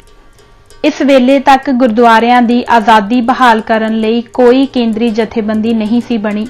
ਅਕਾਲੀ ਦੇ ਧੜੱਲੇਦਾਰ ਪ੍ਰਚਾਰ ਦਾ ਅਸਰ ਇਹ ਹੋਇਆ ਕਿ ਪਿੰਡਾਂ ਤੇ ਸ਼ਹਿਰਾਂ ਵਿੱਚ ਆਪਣੇ ਆਪ ਥਾਂ-ਥਾਂ ਅਕਾਲੀ ਜਥੇ ਬਣਨ ਲੱਗ ਪਏ। ਅਕਾਲੀਆਂ ਦੇ ਹੌਸਲੇ ਦੀ ਸ਼ੁਰੂਆਤ ਰਕਾਬਗੰਜ ਦੀ ਦੀਵਾਰ ਦੇ ਮੋਰਚੇ ਤੋਂ ਹੁੰਦੀ ਹੈ, ਜਦ ਸਰਦਾਰ ਸਰਦੂਲ ਸਿੰਘ ਕਵੀਸ਼ਰ ਨੇ ਅਕਾਲੀ ਵਿੱਚ ਇੱਕ ਲੇਖ ਛਾਪ ਕੇ 100 ਸਿੰਘਾਂ ਦੀ ਸ਼ਹੀਦੀ ਜਥਾ ਤਿਆਰ ਕਰਨ ਦੀ ਅਪੀਲ ਕੀਤੀ ਤਾਂ ਸਰਦਾਰ ਦਾਨ ਸਿੰਘ ਵਿਛੋਆ ਅਤੇ ਝਬਾਲੀਏ ਭਰਾਵਾਂ ਸਰਦਾਰ ਅਮਰ ਸਿੰਘ ਤੇ ਸਰਦਾਰ ਜਸਵੰਤ ਸਿੰਘ ਨੇ ਨਾਂ ਲਿਖਣੇ ਸ਼ੁਰੂ ਕਰ ਦਿੱਤੇ। ਉਦੋਂ ਸ਼੍ਰੋਮਣੀ ਅਕਾਲੀ ਦਲ ਅਜੇ ਸਥਾਪਿਤ ਨਹੀਂ ਹੋਇਆ ਸੀ। ਟਾਵੇਂ ਜਥੇ ਸੈਂਟਰਲ ਮਾਝਾ ਦੀਵਾਨ, ਬੀਰ ਖਾਲਸਾ ਦੀਵਾਨ, ਅਕਾਲੀ ਦਲ ਖਰਾ ਸੌਦਾ ਬਾਰ ਬਣ ਚੁੱਕੇ ਸਨ। ਸੋ ਇਹਨਾਂ ਜਥਿਆਂ ਦੇ ਉਦਮ ਨਾਲ ਗੁਰਦੁਆਰਿਆਂ ਉੱਤੇ ਕਬਜ਼ੇ ਹੋਣੇ ਆਰੰਭ ਹੋਏ। ਅਕਤੂਬਰ 1920 ਵਿੱਚ ਸਿੱਖ ਲੀਗ ਦਾ ਅਜਲਾਸ ਲਾਹੌਰ ਸਰਦਾਰ ਖੜਕ ਸਿੰਘ ਦੀ ਪ੍ਰਧਾਨਗੀ ਹੇਠ ਹੋਇਆ ਅਤੇ ਸ਼ਹੀਦੀ ਜਥੇ ਦੀ ਮੀਟਿੰਗ ਹੋਈ, ਜਿਸ ਵਿੱਚ ਤੈਅ ਹੋਇਆ ਕਿ 1 ਦਸੰਬਰ 1920 ਨੂੰ ਜਥਾ ਦਿੱਲੀ ਪਹੁੰਚੇਗਾ ਅਤੇ ਸਰਕਾਰ ਦੁਆਰਾ ਗੁਰਦੁਆਰਾ ਰਕਾਬਗੰਜ ਦੀ 4 ਦੀਵਾਰੀ ਦੀ ਕੰਧ ਨੂੰ ਢਾਹੇ ਜਾਣ ਦੇ ਰੋਸ ਵਜੋਂ ਵਾਇਸਰਾਏ ਦੀ ਕੋਠੀ ਦੇ ਸਾਹਮਣੇ ਮੋਰਚਾ ਲਗਾਏਗਾ। ਉਧਰ ਸਰਕਾਰ ਦੀ ਹੋਸ਼ ਵੀ ਟਿਕਾਣੇ ਆਈ ਅਤੇ ਮਹਾਰਾਜਾ ਨਾਭਾ ਨੇ ਦਖਲ ਦੇ ਕੇ ਕੰਧ ਬਣਵਾ ਦਿੱਤੀ। ਇਹ ਸਿੱਖ ਕੌਮ ਦੀ ਇੱਕ ਬਹੁਤ ਵੱਡੀ ਜਿੱਤ ਸੀ, ਜਿਸ ਨੇ ਅਕਾਲੀਆਂ ਦਾ ਉਤਸ਼ਾਹ, ਜੋਸ਼ ਤੇ ਹੌਸਲੇ ਨੂੰ ਵਧਾ ਦਿੱਤਾ। ਹਕੂਮਤ ਇਹ ਨਹੀਂ ਸੀ ਚਾਹੁੰਦੀ ਕਿ ਗੁਰਦੁਆਰੇ ਅਤੇ ਉਹਨਾਂ ਦੀਆਂ ਜਾਇਦਾਦਾਂ ਸਿੱਖ ਪੰਥ ਦੇ ਹੱਥਾਂ ਵਿੱਚ ਚਲੀਆਂ ਜਾਣ, ਕਿਉਂਕਿ ਗੁਰਦੁਆਰਿਆਂ ਦੀ ਆਜ਼ਾਦੀ ਅਤੇ ਇਹਨਾਂ ਦੀਆਂ ਜਾਇਦਾਦਾਂ ਕੱਲ ਨੂੰ ਸਰਕਾਰ ਦੇ ਹਿੱਤਾਂ ਲਈ ਖਤਰਨਾਕ ਸਾਬਤ ਹੋ ਸਕਦੀਆਂ ਸਨ। ਇਸ ਲਈ ਮਹੰਤਾਂ ਨੂੰ ਸਿੱਖਾਂ ਤੋਂ ਸਰਕਾਰ ਨੇ ਬਾਗੀ ਕਰਾਇਆ। ਸਰਕਾਰ ਵਿਚਾਲੇ ਨਾ ਹੁੰਦੀ ਤਾਂ ਮਹੰਤਾਂ ਨੇ ਚੁੱਪਚਾਪ ਸਮਝੌਤੇ ਕਰਕੇ ਗੁਰਦੁਆਰੇ ਸਿੱਖ ਪੰਥ ਦੇ ਹਵਾਲੇ ਕਰ ਦੇਣੇ ਸਨ, ਜਾਂ ਚਾਲ ਚਲਨ ਸੁਧਾਰ ਕੇ ਮਹੰਤ ਬਣੇ ਰਹਿਣਾ ਸੀ, ਜਾਂ ਫਿਰ ਜੀਵਨ ਭਰ ਲਈ ਵਜ਼ੀਫੇ ਲੈ ਕੇ ਅੱਡ ਹੋ ਜਾਣਾ ਸੀ। ਸਰਕਾਰ ਸਿੱਖਾਂ ਅਤੇ ਮਹੰਤਾਂ ਦੇ ਸਮਝੌਤੇ ਦੇ ਵਿਰੁੱਧ ਸੀ, ਇਸ ਲਈ ਉਸਨੇ ਕੁਝ ਮਹੰਤਾਂ ਨੂੰ ਆਪਣੇ ਹੱਥ ਵਿੱਚ ਲੈ ਕੇ ਹੋ ਰਹੇ ਸਮਝੌਤੇ ਵੀ ਸਿਰੇ ਨਹੀਂ ਸਨ ਚੜ੍ਹਨ ਦਿੱਤੇ। ਸਰਕਾਰ ਦੀ ਪਾਲਿਸੀ ਸੀ ਕਿ ਖਾਲਸਾ ਕਾਲਜ ਨੂੰ ਆਪਣੀ ਵਫਾਦਾਰੀ ਦਾ ਕੇਂਦਰ ਬਣਾ ਕੇ ਰੱਖਿਆ ਜਾਵੇ ਅਤੇ ਦਰਬਾਰ ਸਾਹਿਬ ਦਾ ਪ੍ਰਬੰਧ ਅੰਗਰੇਜ਼ ਰਾਜ ਦੀ ਮਜ਼ਬੂਤੀ ਤੇ ਹਿੱਤਾਂ ਵਿੱਚ ਆਪਣੇ ਹੱਥੀਂ ਚੁਣੇ ਮਨਪਸੰਦ ਸਿੱਖ ਸਰਬਰਾਹਾਂ ਰਾਹੀਂ ਕੀਤਾ ਜਾਵੇ। ਹੋਰ ਤਾਂ ਹੋਰ ਇਸ ਨੂੰ ਚੀਫ ਖਾਲਸਾ ਦੀਵਾਨ ਜਿਹੀ ਅੰਗਰੇਜ਼ ਭਗਤ ਜਮਾਤ ਦੇ ਹੱਥਾਂ ਵਿੱਚ ਵੀ ਨਾ ਜਾਣ ਦਿੱਤਾ ਜਾਵੇ। ਉਪਰੋਕਤ ਪਾਲਿਸੀ ਅਨੁਸਾਰ ਸਰਕਾਰ ਨੇ ਬਾਬੇ ਦੀ ਬੇਰ ਸਿਆਲਕੋਟ ਦੇ ਗੁਰਦੁਆਰੇ ਦਾ ਸਰਬਰਾਹ ਸਿੱਖਾਂ ਦੀ ਜ਼ੋਰਦਾਰ ਵਿਰੋਧਤਾ ਦੇ ਬਾਵਜੂਦ ਇੱਕ ਗੈਰ ਸਿੱਖ ਗੰਡਾ ਸਿਉ ਨੂੰ ਬਣਾ ਦਿੱਤਾ। ਇਸੇ ਗੁਰਦੁਆਰੇ ਦਾ ਮਹੰਤ ਹਰਨਾਮ ਸਿੰਘ ਸ਼ਰਾਬ ਪੀਂਦਾ ਅਤੇ ਗੁਰਦੁਆਰੇ ਦੀ ਜਾਇਦਾਦ ਬਰਬਾਦ ਕਰਦਾ ਸੀ। ਇਸ ਨੇ ਗੁਰਦੁਆਰੇ ਵਿੱਚ ਗੁੰਡੇ ਰੱਖ ਕੇ ਸ਼ਰਧਾਲੂਆਂ ਨੂੰ ਕੁੱਟਣਾ ਵੀ ਸ਼ੁਰੂ ਕਰ ਦਿੱਤਾ। ਇਸ ਦੇ ਫਲਸਰੂਪ ਸੰਗਤਾਂ ਨੇ ਇਸ ਮਹੰਤ ਤੋਂ ਗੁਰਦੁਆਰਾ ਆਜ਼ਾਦ ਕਰਾਉਣ ਲਈ ਲਹਿਰ ਚਲਾ ਦਿੱਤੀ। ਇਸ ਤਹਿਰੀਕ ਦੇ ਆਗੂ ਸਰਦਾਰ ਜਵਾਹਰ ਸਿੰਘ ਨੂੰ ਵੀ ਇਕੱਲਿਆਂ ਘੇਰ ਕੇ ਗੁਰਦੁਆਰੇ ਵਿੱਚ ਬਹੁਤ ਮਾਰਿਆ ਗਿਆ। ਇਸ ਤੋਂ ਬਾਅਦ ਝਬਾਲੀਏ ਭਰਾ ਸਰਦਾਰ ਅਮਰ ਸਿੰਘ ਤੇ ਸਰਦਾਰ ਜਸਵੰਤ ਸਿੰਘ ਪਹੁੰਚ ਗਏ ਅਤੇ ਫਿਰ ਸਰਦਾਰ ਖੜਕ ਸਿੰਘ ਜੀ ਨੇ ਸੰਗਰਾਮ ਨੂੰ ਹੋਰ ਗਰਮਾ ਦਿੱਤਾ ਤੇ ਨੌਬਤ ਮੁਕੱਦਮੇ ਤੱਕ ਪਹੁੰਚ ਗਈ। ਅੰਤ ਸਰਕਾਰ ਨੂੰ ਆਗੂਆਂ ਦੇ ਖਿਲਾਫ ਮੁਕੱਦਮੇ ਵਾਪਸ ਲੈਣੇ ਪਏ ਅਤੇ 5 ਅਕਤੂਬਰ 1920 ਨੂੰ 13 ਮੈਂਬਰਾਂ ਦੀ ਕਮੇਟੀ ਬਣਾਈ ਗਈ, ਜਿਸ ਨੇ ਗੁਰਦੁਆਰੇ ਦਾ ਕੰਟਰੋਲ ਆਪਣੇ ਹੱਥ ਵਿੱਚ ਲੈ ਲਿਆ। ਗੰਡਾ ਸਿਉ ਨੂੰ ਮੈਨੇਜਰ ਦੀ ਪੋਸਟ ਤੋਂ ਹਟਾ ਦਿੱਤਾ ਗਿਆ। ਇਸ ਜਿੱਤ ਨੇ ਗੁਰਦੁਆਰਾ ਲਹਿਰ ਨੂੰ ਹੋਰ ਚਮਕਾਇਆ। ਪਰ ਸਭ ਨਾਲੋਂ ਮਹੱਤਵਪੂਰਨ ਸ੍ਰੀ ਦਰਬਾਰ ਸਾਹਿਬ ਦਾ ਕੰਟਰੋਲ ਸੀ, ਜਿਸ ਤੋਂ ਬਿਨਾਂ ਬਾਕੀ ਗੁਰਦੁਆਰਿਆਂ ਦਾ ਕੰਟਰੋਲ ਮੁਸ਼ਕਲ ਸੀ। ਇਸ ਲਈ ਸਿੱਖਾਂ ਦਾ ਧਿਆਨ ਦਰਬਾਰ ਸਾਹਿਬ ਦੇ ਮਹੰਤਾਂ ਨੂੰ ਹਟਾਉਣ ਵੱਲ ਖਿੱਚਿਆ ਗਿਆ।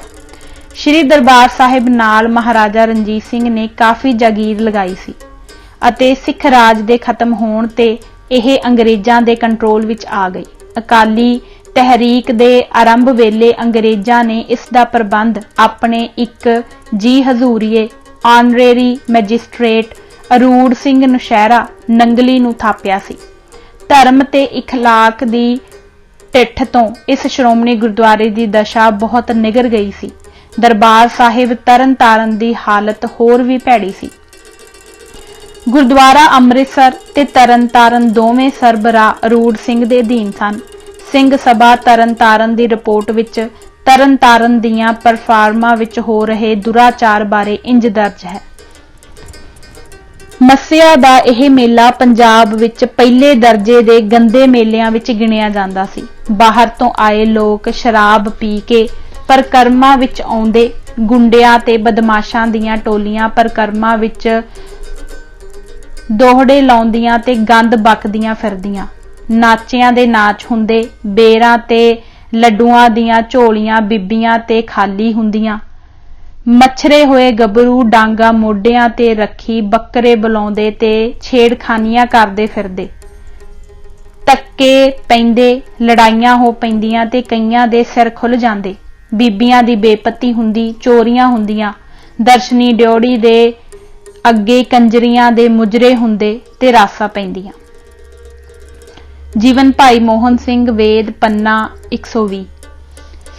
ਲਗਭਗ ਇਹੋ ਜਿਹੇ ਹੀ ਬੁਰੇ ਹਾਲਾਤ ਦਰਬਾਰ ਸਾਹਿਬ ਅੰਮ੍ਰਿਤਸਰ ਵਿੱਚ ਸਨ। ਮੱਸਿਆ ਤੇ ਦੀਵਾਲੀ ਦੇ ਦਿਹਾੜਿਆਂ ਤੇ ਭਾਂਤ-ਭਾਂਤ ਦੇ ਭ੍ਰਿਸ਼ਟਾਚਾਰ ਤੇ ਦੁਰਾਚਾਰ ਹੁੰਦੇ ਸਨ। ਸ਼ਰਧਾਲੂ ਸਿੱਖ ਬੜੇ ਦੁਖੀ ਸਨ। ਅਕਾਲੀ ਅਖਬਾਰ ਦੇ ਲੇਖਾਂ ਨੇ ਆਮ ਸਿੱਖਾਂ ਨੂੰ ਅਕਾਲੀ ਜਥੇ ਕਾਇਮ ਕਰਨ ਵਿੱਚ ਬਹੁਤ ਸਹਾਇਤਾ ਦਿੱਤੀ ਅਤੇ ਛੋਟੀਆਂ ਵੱਡੀਆਂ ਕਿਰਪਾਨਾਂ ਹਰ ਅਕਾਲੀ ਦੇ ਮੋਢੇ ਤੇ ਲਟਕਣ ਲੱਗ ਪਈਆਂ ਸਨ। ਪਿੰਡਾਂ ਤੇ ਸ਼ਹਿਰਾਂ ਵਿੱਚ ਅਕਾਲੀ ਬਣਨ ਨੂੰ ਮਾਣ ਦੀ ਗੱਲ ਸਮਝਿਆ ਜਾਣ ਲੱਗ ਪਿਆ। ਪਰ ਅਜੇ ਨਾ ਤਾਂ ਗੁਰਦੁਆਰਿਆਂ ਦੇ ਸੁਧਾਰ ਲਈ ਹੀ ਕੋਈ ਕੇਂਦਰੀ ਜਥੇਬੰਦੀ ਬਣੀ ਸੀ, ਨਾ ਜਥਿਆਂ ਨੇ ਆਪਣਾ ਕੋਈ ਕੇਂਦਰੀ ਦਲ ਹੀ ਕਾਇਮ ਕੀਤਾ ਸੀ।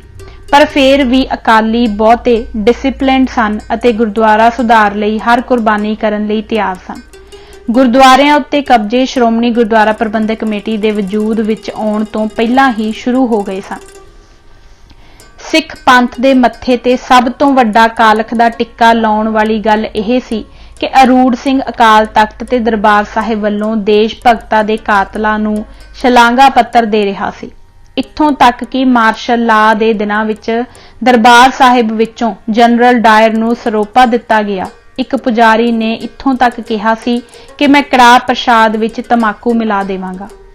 ਕਈਆਂ ਸਾਲਾਂ ਤੋਂ ਗੁਰਦੁਆਰਿਆਂ ਵਿੱਚ ਧਰਮ, ਸਦਾਚਾਰ, ਇਖਲਾਕ, ਸੱਭਿਆਚਾਰ ਅਤੇ ਹਰ ਇੱਕ ਮਨੁੱਖਵਾਦੀ ਗੁਣ ਦਾ ਇਕਸਾਰ ਨਿਗਾਰ ਹੋ ਰਿਹਾ ਸੀ। ਇਹਨਾਂ ਵਿੱਚੋਂ ਲੋਕ ਸੇਵਾ ਭਾਵ, ਕੁਰਬਾਨੀ ਲਈ ਉਤਸ਼ਾਹ, ਰੂਹਾਨੀ ਖੁਸ਼ੀ ਤੇ ਉੱਚੇ ਇਖਲਾਕ ਦੀ ਸਿੱਖਿਆ ਲੈ ਕੇ ਨਹੀਂ ਸਨ ਜਾਂਦੇ, ਸਗੋਂ ਗੰਦੇ ਗੀਤ, ਬਦਮਾਸ਼ੀ ਦੇ ਦੋੜੇ ਅਤੇ ਬੀਬੀਆਂ ਨਾਲ ਛੇੜਖਾਨੀਆਂ ਕਰਨ ਦੇ ਢੰਗ ਸਿੱਖ ਕੇ ਜਾਂਦੇ ਸਨ। ਗ੍ਰੰਥੀਆਂ ਤੇ ਪੁਜਾਰੀਆਂ ਦੀ ਜ਼ੁਬਾਨ ਤੋਂ ਇਹ ਬਾਰ-ਬਾਰ ਸੁਣਾਈ ਦਿੰਦਾ ਸੀ। ਲੋਕਾਂ ਦੀਆਂ ਦੁਕਾਨਾਂ ਦੀ ਤਰ੍ਹਾਂ ਇਹ ਦਰਬਾਰ ਸਾਹਿਬ ਸਾਡੀ ਦੁਕਾਨ ਹੈ ਅਤੇ ਇੱਥੇ ਉਹ ਆਪਣੀ ਮਰਜ਼ੀ ਦਾ ਸੌਦਾ ਵੇਚਦੇ ਹਨ। ਇੱਕ ਗ੍ਰੰਥੀ ਦੇ ਪੁੱਤਰ ਨੇ ਤਾਂ ਇੱਥੋਂ ਤੱਕ ਕਹਿਣ ਦੀ ਜੁਰਅਤ ਕੀਤੀ ਕਿ ਜੋ ਔਰਤਾਂ ਦਰਬਾਰ ਸਾਹਿਬ ਆਉਣਗੀਆਂ ਅਸੀਂ ਬੇਪਤ ਕਰਾਂਗੇ, ਜਿਨ੍ਹਾਂ ਨੂੰ ਸ਼ਰਮ ਹੈ ਉਹ ਨਾ ਭੇਜਣ। ਮਹੰਤਾਂ ਤੇ ਪੁਜਾਰੀਆਂ ਦਾ ਸਿੱਖ ਜਨਤਾ ਨਾਲ ਵਰਤਾਓ ਬਹੁਤ ਭੈੜਾ ਸੀ। ਉਹ ਸਿੰਘ ਸਭੀਆਂ ਨੂੰ ਸਿੰਘ ਸਫਈਆ ਕਹਿ ਕੇ ਦੁਰਕਾਰਦੇ ਸਨ। ਕਛਹਿਰਾ ਤੇ ਕਿਰਪਾਨਧਾਰੀ ਸਿੰਘ ਨੂੰ ਸਮਾਜ ਦਾ ਬਾਗੀ ਸਮਝਦੇ ਸਨ। ਧਰਮ ਅਸਥਾਨਾਂ ਤੇ ਉਹਨਾਂ ਨੂੰ ਮਾਰਦੇ ਤੇ ਬੇਇੱਜ਼ਤ ਕਰਦੇ ਸਨ ਤੇ ਉਹਨਾਂ ਦੀਆਂ ਕਿਰਪਾਨਾਂ ਤੱਕ ਉਤਾਰ ਲੈਂਦੇ ਸਨ।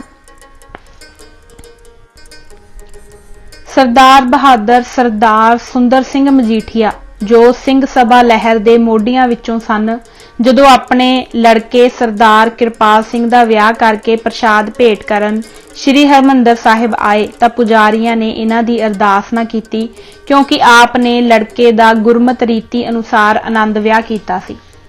ਸਿੰਘ ਸਭਾ ਲਹਿਰ ਨੇ ਬਹੁਤ ਸਾਰੇ ਰਵਿਦਾਸੀ ਤੇ ਮਜਬੀਆਂ ਨੂੰ ਅੰਮ੍ਰਿਤ ਛਕਾ ਕੇ ਸਿੰਘ ਸਜਾਇਆ ਸੀ।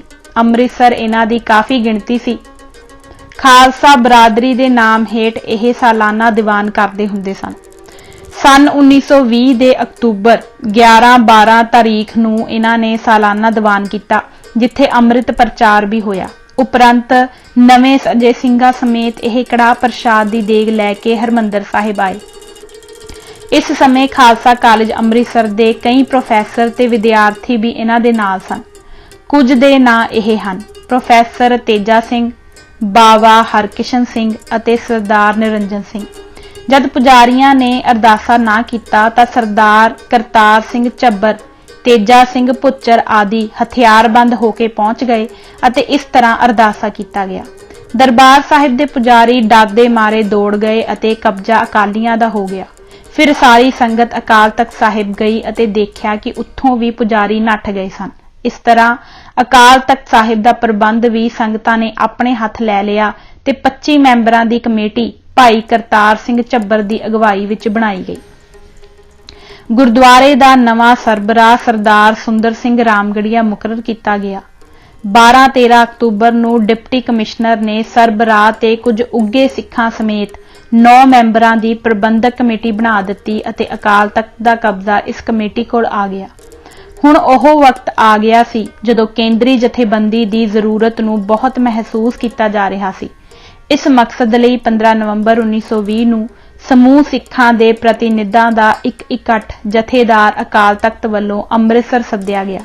ਇਸ ਵਿੱਚ ਸ਼ਾਮਲ ਹੋਣ ਦਾ ਸੱਦਾ ਪੱਤਰ ਹਰ ਇੱਕ ਸਿੱਖ ਸੰਪਰਦਾ ਨੂੰ ਭੇਜਿਆ ਗਿਆ। ਸਰਕਾਰ ਨੇ ਇਸ ਇਕੱਠ ਨੂੰ ਫੇਲ ਕਰਨ ਲਈ ਮਹਾਰਾਜਾ ਪਟਿਆਲਾ ਨਾਲ ਮਿਲ ਕੇ 2 ਦਿਨ ਪਹਿਲਾਂ ਹੀ ਇੱਕ 36 ਮੈਂਬਰਾਂ ਦੀ ਕਮੇਟੀ ਬਣਾ ਦਿੱਤੀ, ਜਿਸ ਵਿੱਚ ਕੁਝ ਸੁਧਾਰਵਾਦੀ ਵੀ ਰੱਖੇ ਗਏ, ਪਰ ਜ਼ਿਆਦਾਤਰ ਇਹ ਵਫਾਦਾਰਾਂ ਦੀ ਕਮੇਟੀ ਹੀ ਸੀ। ਇਸ ਦੇ 2 ਮਕਸਦ ਸਨ: ਇੱਕ, ਸਿੱਖਾਂ ਨੂੰ ਜਥੇਬੰਦ ਹੋਣੋਂ ਰੋਕਣਾ ਅਤੇ ਦੂਜੇ, ਸਿੱਖਾਂ ਵਿੱਚ ਫੁੱਟ ਪਾ ਕੇ ਗੁਰਦੁਆਰਿਆਂ ਉੱਤੇ ਆਪਣਾ ਕਬਜ਼ਾ ਜੀ ਹਜ਼ੂਰੀਆ ਰਾਹੀਂ ਰੱਖਣਾ। ਪਰ ਗੁਰਦੁਆਰਾ ਪ੍ਰਬੰਧਕ ਕਮੇਟੀ ਨੇ ਇਹ ਚਲਾਕੀ ਨਾਕਾਮ ਕਰ ਦਿੱਤੀ। 15-16 ਨਵੰਬਰ ਨੂੰ 2 ਦਿਨ ਅਕਾਲ ਤਖਤ ਉੱਤੇ ਇਕੱਠ ਹੋਇਆ। ਵੱਡੀ ਆਮ ਕਮੇਟੀ, ਜਿਸ ਦਾ ਨਾਮ ਸ਼੍ਰੋਮਣੀ ਗੁਰਦੁਆਰਾ ਪ੍ਰਬੰਧਕ ਕਮੇਟੀ ਪ੍ਰਵਾਨ ਹੋਇਆ, 175 ਮੈਂਬਰਾਂ ਦੀ ਚੁਣੀ ਗਈ। ਇਸ ਵਿੱਚ 36 ਉਹ ਮੈਂਬਰ ਵੀ ਸ਼ਾਮਲ ਕਰ ਲਏ ਗਏ ਜਿਹੜੇ ਸਰਕਾਰ ਨੇ ਨਾਮਜ਼ਦ ਕੀਤੇ ਸਨ। ਉਸ ਵੇਲੇ ਸਰਦਾਰ ਸੁੰਦਰ ਸਿੰਘ ਮਜੀਠੀਆ ਨੂੰ ਇਸ ਕਮੇਟੀ ਦਾ ਪ੍ਰਧਾਨ ਥਾਪਿਆ ਗਿਆ। 1921 ਦੇ ਸ਼ੁਰੂ ਵਿੱਚ ਹੀ ਸਰਦਾਰ ਤੇਜਾ ਸਿੰਘ ਭੁੱਚਰ ਅਤੇ ਸਰਦਾਰ ਕਰਤਾਰ ਸਿੰਘ ਝੱਬਰ ਨੇ ਗੁਰਦੁਆਰਾ ਸੁਧਾਰ ਦੀ ਲਹਿਰ ਫਿਰ ਤੇਜ਼ ਕਰ ਦਿੱਤੀ। ਸ਼੍ਰੋਮਣੀ ਪ੍ਰਬੰਧਕ ਕਮੇਟੀ ਦੇ ਨਾਂ ਹੇਠ ਇਹ ਮੁਹਿੰਮ ਚਲਾਈ ਗਈ। ਇਸ ਦਾ ਇਹ ਨਿਸ਼ਾਨਾ ਸੀ ਕਿ तमाम ਸਿੱਖ ਗੁਰਦੁਆਰਿਆਂ ਅਤੇ ਧਾਰਮਿਕ ਸੰਸਥਾਵਾਂ ਦਾ ਕੰਟਰੋਲ ਹਾਸਲ ਕਰਨਾ ਅਤੇ ਪ੍ਰਵਾਨਿਤ ਲੀਹਾਂ ਉੱਤੇ ਉਹਨਾਂ ਦਾ ਪ੍ਰਬੰਧ ਕਰਨਾ। ਸ਼੍ਰੋਮਣੀ ਕਮੇਟੀ ਦੇ ਬਣਨ ਨਾਲ ਸਿੱਖਾਂ ਦੀ ਖਿਲਰੀ ਹੋਈ ਤਾਕਤ ਇੱਕ ਮੁੱਠ ਤੇ ਮਜ਼ਬੂਤ ਹੋ ਗਈ ਅਤੇ ਇਸ ਕਮੇਟੀ ਦੇ ਫੈਸਲੇ ਮੰਨੇ ਜਾਣ ਲੱਗ ਪਏ ਅਤੇ ਅਮਲ ਵਿੱਚ ਲਿਆਂਦਾ ਜਾਣ ਲੱਗ ਪਿਆ। ਸ਼੍ਰੋਮਣੀ ਗੁਰਦੁਆਰਾ ਪ੍ਰਬੰਧਕ ਕਮੇਟੀ ਦੀ ਹੈਸੀਅਤ ਤੇ ਖਸਲਤ ਸਿੱਖ ਧਾਰਮਿਕ ਜਥੇਬੰਦੀ ਦੀ ਸੀ ਅਤੇ ਇਸ ਦੇ ਕੰਮਾਂ ਦਾ ਘੇਰਾ ਗੁਰਦੁਆਰਿਆਂ ਦੇ ਸੁਧਾਰ ਅਤੇ ਸਿੱਖਾਂ ਦੀ ਧਾਰਮਿਕ, ਸਦਾਚਾਰਕ ਅਤੇ ਸੱਭਿਆਚਾਰਕ ਪੱਧਰ ਨੂੰ ਉੱਚਾ ਕਰਨ ਤੱਕ ਮਹਿਦੂਦ ਸੀ। ਰਾਜਸੀ ਮਾਮਲੇ ਇਸ ਦੇ ਦਾਇਰੇ ਤੋਂ ਬਾਹਰ ਸਨ। ਗੁਰਦੁਆਰਾ ਰਕਾਬਗੰਜ ਦੇ ਵੇਲੇ ਜਿਹੜੀ ਸ਼ਹੀਦੀ ਜਥੇ ਦੀ ਭਰਤੀ ਅਮਰ ਸਿੰਘ ਝਬਾਲ ਨੇ ਕੀਤੀ ਸੀ, ਉਹ ਜਾਰੀ ਰੱਖੀ ਗਈ ਅਤੇ ਜਸਵੰਤ ਸਿੰਘ ਝਬਾਲ, ਤੇਜਾ ਸਿੰਘ ਭੁੱਚਰ ਤੇ ਹੋਰ ਅਕਾਲੀਆਂ ਨੇ ਨਨਕਾਣਾ ਸਾਹਿਬ ਉੱਤੇ ਕਬਜ਼ਾ ਕਰਨ ਵਾਸਤੇ ਵੀ ਭਰਤੀ ਜਾਰੀ ਰੱਖੀ। ਫਿਰ ਇਹ ਭਰਤੀ ਸਭ ਥਾਈਂ ਸ਼ੁਰੂ ਹੋ ਗਈ। 24 ਜਨਵਰੀ 1921 ਨੂੰ ਜਥਿਆਂ ਦੇ ਪ੍ਰਤੀਨਿਧਾਂ ਦੀ ਅੰਮ੍ਰਿਤਸਰ ਸ਼੍ਰੀ ਅਕਾਲ ਤਖਤ ਸਾਹਿਬ ਤੇ ਮੀਟਿੰਗ ਹੋਈ, ਜਿਸ ਵਿੱਚ ਰਾਜਨੀਤਿਕ ਮਾਮਲਿਆਂ ਬਾਰੇ ਕੇਂਦਰੀ ਜਥੇਬੰਦੀ ਨੂੰ ਪ੍ਰਵਾਨ ਕੀਤਾ ਗਿਆ ਅਤੇ ਇਸ ਦਾ ਨਾਮ ਸ਼੍ਰੋਮਣੀ ਅਕਾਲੀ ਦਲ ਰੱਖਿਆ ਗਿਆ। ਇਸ ਦੇ ਪਹਿਲੇ ਪ੍ਰਧਾਨ ਸਰਦਾਰ ਸਰਮੁਖ ਸਿੰਘ ਜੀ ਚੁਣੇ ਗਏ। ਸਰਦਾਰ ਸੁੰਦਰ ਸਿੰਘ ਮਜੀਠੀਏ ਨੂੰ ਪੰਜਾਬ ਸਰਕਾਰ ਦੀ ਐਗਜ਼ੈਕਟਿਵ ਕੌਂਸਲ ਦਾ ਮੈਂਬਰ ਬਣਾ ਦਿੱਤਾ ਗਿਆ ਅਤੇ ਉਹਨਾਂ ਨੇ ਸ਼੍ਰੋਮਣੀ ਗੁਰਦੁਆਰਾ ਪ੍ਰਬੰਧਕ ਕਮੇਟੀ ਦੀ ਪ੍ਰਧਾਨਗੀ ਤੋਂ ਅਸਤੀਫਾ ਦੇ ਦਿੱਤਾ। ਇਸ ਤੋਂ ਬਾਅਦ ਸਰਦਾਰ ਖੜਕ ਸਿੰਘ ਜੀ ਨੂੰ ਪ੍ਰਧਾਨ ਬਣਾਇਆ ਗਿਆ। 1921 ਦਾ ਸਾਲ ਬੜੇ ਖੂਨੀ ਸਾਕਿਆਂ ਦਾ ਅਤੇ ਘਮਸਾਨ ਦੇ ਸੰਗਰਾਮਾਂ ਦਾ ਸਾਲ ਸੀ। ਇਸ ਵਿੱਚ ਇੱਕ ਪਾਸੇ ਅੰਗਰੇਜ਼ ਅਫਸਰਾਂ ਨੇ ਗੁਰਦੁਆਰਿਆਂ ਦੀ ਆਜ਼ਾਦੀ ਦੇ ਸੰਗਰਾਮ ਨੂੰ ਕੁਚਲਣ ਦਾ ਮਨ ਬਣਾ ਲਿਆ ਸੀ। ਦੂਜੇ ਪਾਸੇ ਸ਼੍ਰੋਮਣੀ ਕਮੇਟੀ ਦੀ ਅਗਵਾਈ ਥੱਲੇ ਸਿੱਖਾਂ ਨੇ ਗੁਰਦੁਆਰਾ ਪ੍ਰਬੰਧ ਸੁਧਾਰਨ ਲਈ ਲੱਕ ਬੰਨ੍ਹ ਲਿਆ ਸੀ। 18 ਦਸੰਬਰ 1920 ਨੂੰ ਅਮਰ ਸਿੰਘ ਝਬਾਲ ਤੇ ਕਰਤਾਰ ਸਿੰਘ ਝੱਬਰ ਨੇ ਪੋਠੋਹਾਰ ਦੇ ਮਸ਼ਹੂਰ ਗੁਰਦੁਆਰੇ ਪੰਜਾ ਸਾਹਿਬ ਉੱਤੇ ਕਬਜ਼ਾ ਕਰਕੇ ਇੱਕ ਪ੍ਰਬੰਧਕ ਕਮੇਟੀ ਦੇ ਪ੍ਰਬੰਧ ਹੇਠ ਲੈ ਆਂਦਾ। ਇਸ ਤਰ੍ਹਾਂ ਤਰਨ ਤਾਰਨ ਸਾਹਿਬ ਦੇ ਗੁਰਦੁਆਰੇ ਦੀ ਆਜ਼ਾਦੀ ਵਾਸਤੇ 26 ਜਨਵਰੀ 1921 ਨੂੰ 40 ਸਿੰਘਾਂ ਦਾ ਜਥਾ ਅੰਮ੍ਰਿਤਸਰ ਤੋਂ ਚੱਲਿਆ। ਰਾਤ ਦੇ ਕੋਈ 9 ਵਜੇ ਦੇ ਕਰੀਬ ਸ਼ਰਾਬੀ ਪੁਜਾਰੀ ਟੋਲਾ ਸ਼ਾਂਤਮਈ ਅਕਾਲੀ ਜਥੇ ਉੱਤੇ ਟੁੱਟ ਪਿਆ। ਸਿੰਘਾਂ ਨੂੰ ਫੱਟਾਂ ਉੱਤੇ ਫੱਟ ਲੱਗੇ। ਅਗਲੇ ਦਿਨ ਭਾਈ ਹਜ਼ਾਰਾ ਸਿੰਘ ਅਤੇ ਭਾਈ ਹੁਕਮ ਸਿੰਘ ਵਸਾਊ ਕੋਟ ਗੁਰਦਾਸਪੁਰ ਵਾਲੇ ਚੜ੍ਹਾਈ ਕਰ ਗਏ। ਗੁਰਦੁਆਰਿਆਂ ਨੂੰ ਆਜ਼ਾਦ ਕਰਾਉਣ ਦੀ ਤਹਿਰੀਕ ਵਿੱਚ ਇਹ ਸਭ ਤੋਂ ਪਹਿਲੀਆਂ 2 ਸ਼ਹੀਦੀਆਂ ਸਨ। ਇਸ ਦੇ ਨਾਲ ਹੀ ਹੋਰ ਅਕਾਲੀ ਜਥਿਆਂ ਦੇ ਪਹੁੰਚਣ ਤੇ ਗੁਰਦੁਆਰੇ ਉੱਤੇ ਕਬਜ਼ਾ ਕਰ ਲਿਆ ਗਿਆ। ਇਸ ਤੋਂ ਬਾਅਦ ਨੌਰੰਗਾਬਾਦ ਅਤੇ ਖਡੂਰ ਸਾਹਿਬ ਦੇ ਗੁਰਦੁਆਰਿਆਂ ਤੇ ਵੀ ਸ਼੍ਰੋਮਣੀ ਕਮੇਟੀ ਨੇ ਜਥੇ ਭੇਜ ਕੇ ਅਧਿਕਾਰ ਕਰ ਲਿਆ। ਇਹ ਸਨ ਸਾਰੇ ਹਾਲਾਤ ਜਿਸ ਵਕਤ ਨਨਕਾਣਾ ਸਾਹਿਬ ਦਾ ਸਾਕਾ ਹੋਇਆ। ਹੁਣ ਅਸੀਂ ਨਨਕਾਣਾ ਸਾਹਿਬ ਦੇ ਕਤਲੇਆਮ ਦਾ ਵੇਰਵਾ ਦੇਣ ਦਾ ਯਤਨ ਕਰਾਂਗੇ। ਇਸ ਗੁਰਦੁਆਰੇ ਦਾ ਮਹੰਤ ਨਾਰਾਇਣ ਦਾਸ ਸੀ ਅਤੇ ਇਸ ਤੋਂ ਪਹਿਲਾਂ ਦੋਵੇਂ ਮਹੰਤ ਸ਼ਰਾਬੀ ਹੋਣ ਦੇ ਕਾਰਨ ਲਈ ਗੁਪਤ ਬਿਮਾਰੀਆਂ ਦੇ ਸ਼ਿਕਾਰ ਹੋਣ ਕਰਕੇ ਮਰ ਗਏ ਸਨ। ਨਨਕਾਣਾ ਸਾਹਿਬ ਧਰਮ ਅਸਥਾਨ ਨਹੀਂ ਸੀ ਰਿਹਾ। ਇਹ ਗੁੰਡਿਆਂ, ਬਦਮਾਸ਼ਾਂ ਤੇ ਭੰਗੀਆਂ ਪੋਸਤੀਆਂ ਦੀ ਪਰਵਰਿਸ਼ ਗਾਹ ਬਣ ਗਿਆ ਸੀ। ਜਿਸ ਤਰ੍ਹਾਂ ਅੱਜ ਕੁਝ ਬੰਦੇ ਇਹ ਚਾਹੁੰਦੇ ਹਨ ਕਿ ਗੁਰਦੁਆਰੇ ਨੂੰ ਸਿੱਖ ਜਾਗਰਤ ਦੇ ਕੇਂਦਰ ਨਾ ਬਣਨ ਦਿੱਤਾ ਜਾਵੇ ਅਤੇ ਜਿੰਨੇ ਜਾਹਲ ਤੇ ਅਨਪੜ੍ਹ ਅਤੇ ਕੁਕਰਮਾਂ ਵਿੱਚ ਖੱਚਤ ਸਿੱਖ ਲੀਡਰ ਹੋਣਗੇ, ਉਨਾ ਹੀ ਇਹਨਾਂ ਨੂੰ ਆਪਣੇ ਮਤਲਬ ਲਈ ਵਰਤਿਆ ਜਾ ਸਕੇਗਾ। ਬਿਲਕੁਲ ਇਹ ਹੀ ਹਾਲਤ ਉਸ ਵੇਲੇ ਬ੍ਰਿਟਿਸ਼ ਗੌਰਮੈਂਟ ਦੀ ਸੀ। ਹਾਲਾਂਕਿ ਮਹੰਤ ਨਾਰਾਇਣ ਦਾਸ ਨੇ ਗੱਦੀ ਤੇ ਬੈਠਣ ਵੇਲੇ ਅੰਗਰੇਜ਼ ਮੈਜਿਸਟ੍ਰੇਟ ਦੇ ਸਾਹਮਣੇ ਸਿੱਖ ਸੰਗਤ ਨਾਲ ਬਚਨ ਕੀਤੇ ਸਨ ਕਿ ਉਹ ਪਹਿਲੇ ਮਹੰਤ ਵਾਲੇ ਕੁਚਾਲੇ ਤੇ ਕੁਕਰਮ ਛੱਡ ਦੇਵੇਗਾ ਅਤੇ ਜੇ ਉਸ ਦੇ ਖਿਲਾਫ ਕੋਈ ਕਸੂਰ ਸਾਬਤ ਹੋ ਜਾਣਗੇ ਤਾਂ ਉਹ ਅਸਤੀਫਾ ਦੇ ਦੇਵੇਗਾ। ਪਰ ਇਹ ਪਹਿਲੇ ਮਹੰਤ ਨਾਲੋਂ ਵੀ ਅੱਗੇ ਨਿਕਲ ਗਿਆ। ਇਸਨੇ ਪਹਿਲਾਂ ਇੱਕ ਮਿਰਾਸਨ ਨੂੰ ਘਰ ਪਾ ਲਿਆ, ਫਿਰ ਲਾਹੌਰ ਤੋਂ ਵੇਸ਼ਵਾਵਾਂ ਮੰਗਾਈਆਂ, ਉਹਨਾਂ ਦੇ ਨਾਚ ਜਨਮ ਅਸਥਾਨ ਅੰਦਰ ਕਰਾਏ। ਮਹੰਤ ਦੀ ਇਸ ਹਰਕਤ ਨੇ ਸਿੱਖ ਜਗਤ ਵਿੱਚ ਉਸ ਦੇ ਖਿਲਾਫ ਗੁੱਸੇ ਦੇ ਭਾਂਬੜ ਬਾਲ ਦਿੱਤੇ। ਅਖਬਾਰਾਂ, ਸਿੰਘ ਸਭਾਵਾਂ ਤੇ ਸੰਗਤਾਂ ਨੇ ਇਸ ਬੇਅਦਬੀ ਤੇ ਇਖਲਾਕ ਰਹਿਤ ਕਰਤੂਤ ਦੇ ਖਿਲਾਫ ਮਤੇ ਪਾਸ ਕੀਤੇ। ਗੌਰਮੈਂਟ ਨੂੰ ਵੀ ਇਸ ਬਾਰੇ ਖਬਰ ਦਿੱਤੀ ਗਈ ਪਰ ਉਹ ਵੀ ਚੁੱਪ ਬੈਠੀ ਰਹੀ। 1918 ਵਿੱਚ ਇੱਕ ਸਿੰਧ ਤੋਂ ਆਏ ਯਾਤਰੂ ਦੀ ਲੜਕੀ ਦੀ ਪੱਤ ਲੁੱਟੀ ਗਈ। ਇਸੇ ਸਾਲ 6 ਬੀਬੀਆਂ ਦੀ ਜੋ ਪੂਰਨਮਾਸ਼ੀ ਦੇ ਦਿਨ ਦਰਸ਼ਨਾਂ ਨੂੰ ਆਈਆਂ ਸਨ, ਰਾਤ ਸਮੇਂ ਜਨਮ ਅਸਥਾਨ ਦੇ ਅੰਦਰ ਹੀ ਪੁਜਾਰੀਆਂ ਨੇ ਜ਼ਬਰਦਸਤੀ ਇੱਜ਼ਤ ਲੁੱਟੀ। ਇਸ ਤਰ੍ਹਾਂ ਦੇ ਹੋਰ ਸੈਂਕੜੇ ਕੁਕਰਮ ਕੀਤੇ ਗਏ। ਅਕਤੂਬਰ 1920 ਵਿੱਚ ਧਾਰੋਵਾਲ ਨਗਰ ਵਿੱਚ ਭਰਵਾਂ ਦੀਵਾਨ ਹੋਇਆ ਅਤੇ ਮਹੰਤ ਨੂੰ ਆਪਣਾ ਸੁਧਾਰ ਕਰਨ ਵਾਸਤੇ ਕਿਹਾ ਗਿਆ, ਪਰ ਮਹੰਤ ਨਾਰਾਇਣ ਦਾਸ ਤਾਂ ਇੱਕ ਨਰਕੀ ਮਸੰਦ ਬਣ ਚੁੱਕਾ ਸੀ। ਗੁਰਦੁਆਰਾ ਨਨਕਾਣਾ ਸਾਹਿਬ ਦੇ ਨਾਲ 1 ਲੱਖ ਤੋਂ ਉੱਪਰ ਸਾਲਾਨਾ ਦੀ ਜਾਗੀਰ ਸੀ। ਇਸ ਤੋਂ ਇਲਾਵਾ ਚੜਾਵਾ ਤੇ ਪੂਜਾ ਦਾ ਰੁਪਇਆ ਬੇਹਿਸਾਬ ਆਉਂਦਾ ਸੀ। ਕੁਝ ਬੇਦੀ ਜਾਗੀਰਦਾਰ ਉਸ ਦੀ ਪਿੱਠ ਤੇ ਸਨ। ਮਹੰਤ ਨੇ ਸਿੱਖ ਪੰਥ ਦਾ ਮੁਕਾਬਲਾ ਕਰਨ ਦੀ ਠਾਣ ਲਈ। ਬਦਮਾਸ਼ਾਂ, ਗੁੰਡਿਆਂ ਤੇ ਮਾਰਖੋਰਾਂ ਨੂੰ ਸ਼ਰਾਬਾਂ ਤੇ ਤਨਖਾਹਾਂ ਦੇ ਕੇ ਗੁਰਦੁਆਰੇ ਅੰਦਰ ਰੱਖ ਲਿਆ ਅਤੇ ਜਨਮ ਅਸਥਾਨ ਨੂੰ ਜੰਗੀ ਕਿਲਾ ਬਣਾਉਣ ਦਾ ਸਮਾਨ ਇਕੱਠਾ ਕਰ ਲਿਆ। ਬਾਬਾ ਕਰਤਾਰ ਸਿੰਘ ਬੇਦੀ, ਸਰਕਾਰੀ ਅਫਸਰਾਂ ਨਾਲ ਗੂੜਾ ਸੰਬੰਧ ਰੱਖਣ ਵਾਲੇ ਹੋਰ ਬੰਦੇ ਉਹਦੇ ਮਸ਼ੀਰ ਤੇ ਸਲਾਹਕਾਰ ਬਣ ਗਏ। ਰਾਂਝਾ ਰਿਹਾਣਾ ਜਿਹੇ 10 ਨੰਬਰੀਏ ਬਦਮਾਸ਼ ਤੇ ਇਲਾਕੇ ਦੇ ਇੱਕ ਇਸਮਾਇਲ ਭੱਟੀ ਨੂੰ ਹੱਥ ਵਿੱਚ ਲੈ ਕੇ ਮੁਸਲਮਾਨਾਂ ਨੂੰ ਆਪਣੇ ਨਾਲ ਗੰਢ ਲਿਆ। ਦੂਜੇ ਪਾਸੇ ਇਹਨਾਂ ਬਦਮਾਸ਼ਾਂ ਨੂੰ ਹਥਿਆਰਬੰਦ ਕਰਨ ਲਈ ਜਨਮ ਅਸਥਾਨ ਅੰਦਰ ਛਵੀਆਂ, ਕੁਹਾੜੇ, ਟਕੂਏ ਆਦਿ ਹਥਿਆਰ ਬਣਾਉਣ ਲਈ ਭੱਠੀਆਂ ਚਾਲੂ ਕਰ ਦਿੱਤੀਆਂ। ਲਾਹੌਰ ਤੋਂ ਬੰਦੂਕਾਂ, ਪਿਸਤੌਲਾਂ ਤੇ ਹੋਰ ਅਸਲਾ ਮੰਗਵਾ ਲਿਆ। ਮਿੱਟੀ ਦੇ ਤੇਲ ਦੇ ਪੀਪੇ ਰੱਖੇ ਗਏ। ਪੱਥਰਾਂ ਦੇ ਢੇਰ ਛੱਤ ਉੱਤੇ ਲਗਵਾਏ ਗਏ। ਫਾਟਕ ਮਜ਼ਬੂਤ ਕਰਵਾਏ ਗਏ ਅਤੇ ਥਾਂ-ਥਾਂ ਮੋਹਰੀਆਂ ਰੱਖ ਕੇ ਬੰਦੂਕਾਂ ਚਲਾਉਣ ਵਾਸਤੇ ਇੰਤਜ਼ਾਮ ਕੀਤਾ ਗਿਆ। ਫਿਰ ਪ੍ਰਾਪੇਗੰਡੇ ਵਾਸਤੇ ਉਸਨੇ ਨਨਕਾਣਾ ਸਾਹਿਬ ਵਿੱਚ ਸਾਧੂਆਂ ਤੇ ਮਹੰਤਾਂ ਦੀ ਇੱਕ ਮੀਟਿੰਗ ਰੱਖੀ। ਇਸ ਵਿੱਚ ਕੋਈ 60-65 ਸਾਧੂ ਤੇ ਮਹੰਤ ਇਕੱਠੇ ਹੋਏ, ਜਿਸ ਵਿੱਚ ਸ਼੍ਰੋਮਣੀ ਕਮੇਟੀ ਨੂੰ ਮਾਨਤਾ ਦੇਣੋਂ ਇਨਕਾਰ ਕਰਕੇ ਸਾਧੂਆਂ ਤੇ ਮਹੰਤਾਂ ਦੀ ਆਪਣੀ ਕਮੇਟੀ ਕਾਇਮ ਕੀਤੀ ਗਈ। ਸੰਤ ਸੇਵਕ ਨਾਮ ਦਾ ਇੱਕ ਅਖਬਾਰ ਕੱਢਣ ਦਾ ਨਿਰਣਾ ਕੀਤਾ ਗਿਆ। ਕਮੇਟੀ ਦੇ ਪ੍ਰਧਾਨ ਨਾਰਾਇਣ ਦਾਸ ਨਨਕਾਣਾ ਸਾਹਿਬ ਤੇ ਸਕੱਤਰ ਮਹੰਤ ਬਸੰਤ ਦਾਸ ਗੁਰਦੁਆਰਾ ਮਾਣਕ ਥਾਪੇ ਗਏ। ਨਵੰਬਰ ਵਿੱਚ ਗੁਰੂ ਨਾਨਕ ਦੇਵ ਜੀ ਦੇ ਪ੍ਰਕਾਸ਼ ਦਿਹਾੜੇ ਤੋਂ 4-5 ਦਿਨ ਪਹਿਲਾਂ ਮਹੰਤ ਨੇ ਗੁਰਦੁਆਰਾ ਜਨਮ ਅਸਥਾਨ ਵਿੱਚ ਹਥਿਆਰਾਂ ਨਾਲ ਲੈਂਸ ਕੋਈ 400 ਚੰਗੇ ਲੜਾਕੂ ਬੰਦੇ ਇਕੱਠੇ ਕਰ ਲਏ ਅਤੇ ਹੁਕਮ ਦੇ ਦਿੱਤਾ ਕਿ ਕਿਸੇ ਕਿਰਪਾਨ ਵਾਲੇ ਸਿੱਖ ਨੂੰ ਗੁਰਦੁਆਰੇ ਅੰਦਰ ਵੜਨ ਨਾ ਦਿੱਤਾ ਜਾਵੇ। ਭਾਈ ਲਛਮਣ ਸਿੰਘ ਧਾਰੋਵਾਲ ਬਾਰ ਵਿੱਚ ਮੰਨਿਆ ਪੰਥ ਦਰਦੀ ਸੀ। ਉਹ ਆਪਣੇ ਪਿੰਡ ਦੇ ਬੰਦਿਆਂ ਨਾਲ ਗੁਰਦੁਆਰੇ ਦੇ ਦਰਸ਼ਨਾਂ ਨੂੰ ਆਇਆ। ਉਸ ਨੂੰ ਮਹੰਤ ਦੇ ਕਾਤਲਾਨਾ ਇਰਾਦਿਆਂ ਦਾ ਕੋਈ ਪਤਾ ਨਹੀਂ ਸੀ। ਸਬੱਬੀ ਉਸ ਦਿਨ ਡਿਪਟੀ ਕਮਿਸ਼ਨਰ ਤੇ CID ਦਾ ਸੁਪਰਡੈਂਡੈਂਟ ਵੀ ਗੁਰਦੁਆਰੇ ਅੰਦਰ ਹਾਜ਼ਰ ਸਨ। ਇਸ ਲਈ ਭਾਈ ਲਛਮਣ ਸਿੰਘ ਜੀ ਉਸ ਦਿਨ ਜਥੇ ਸਮੇਤ ਬਚ ਗਏ।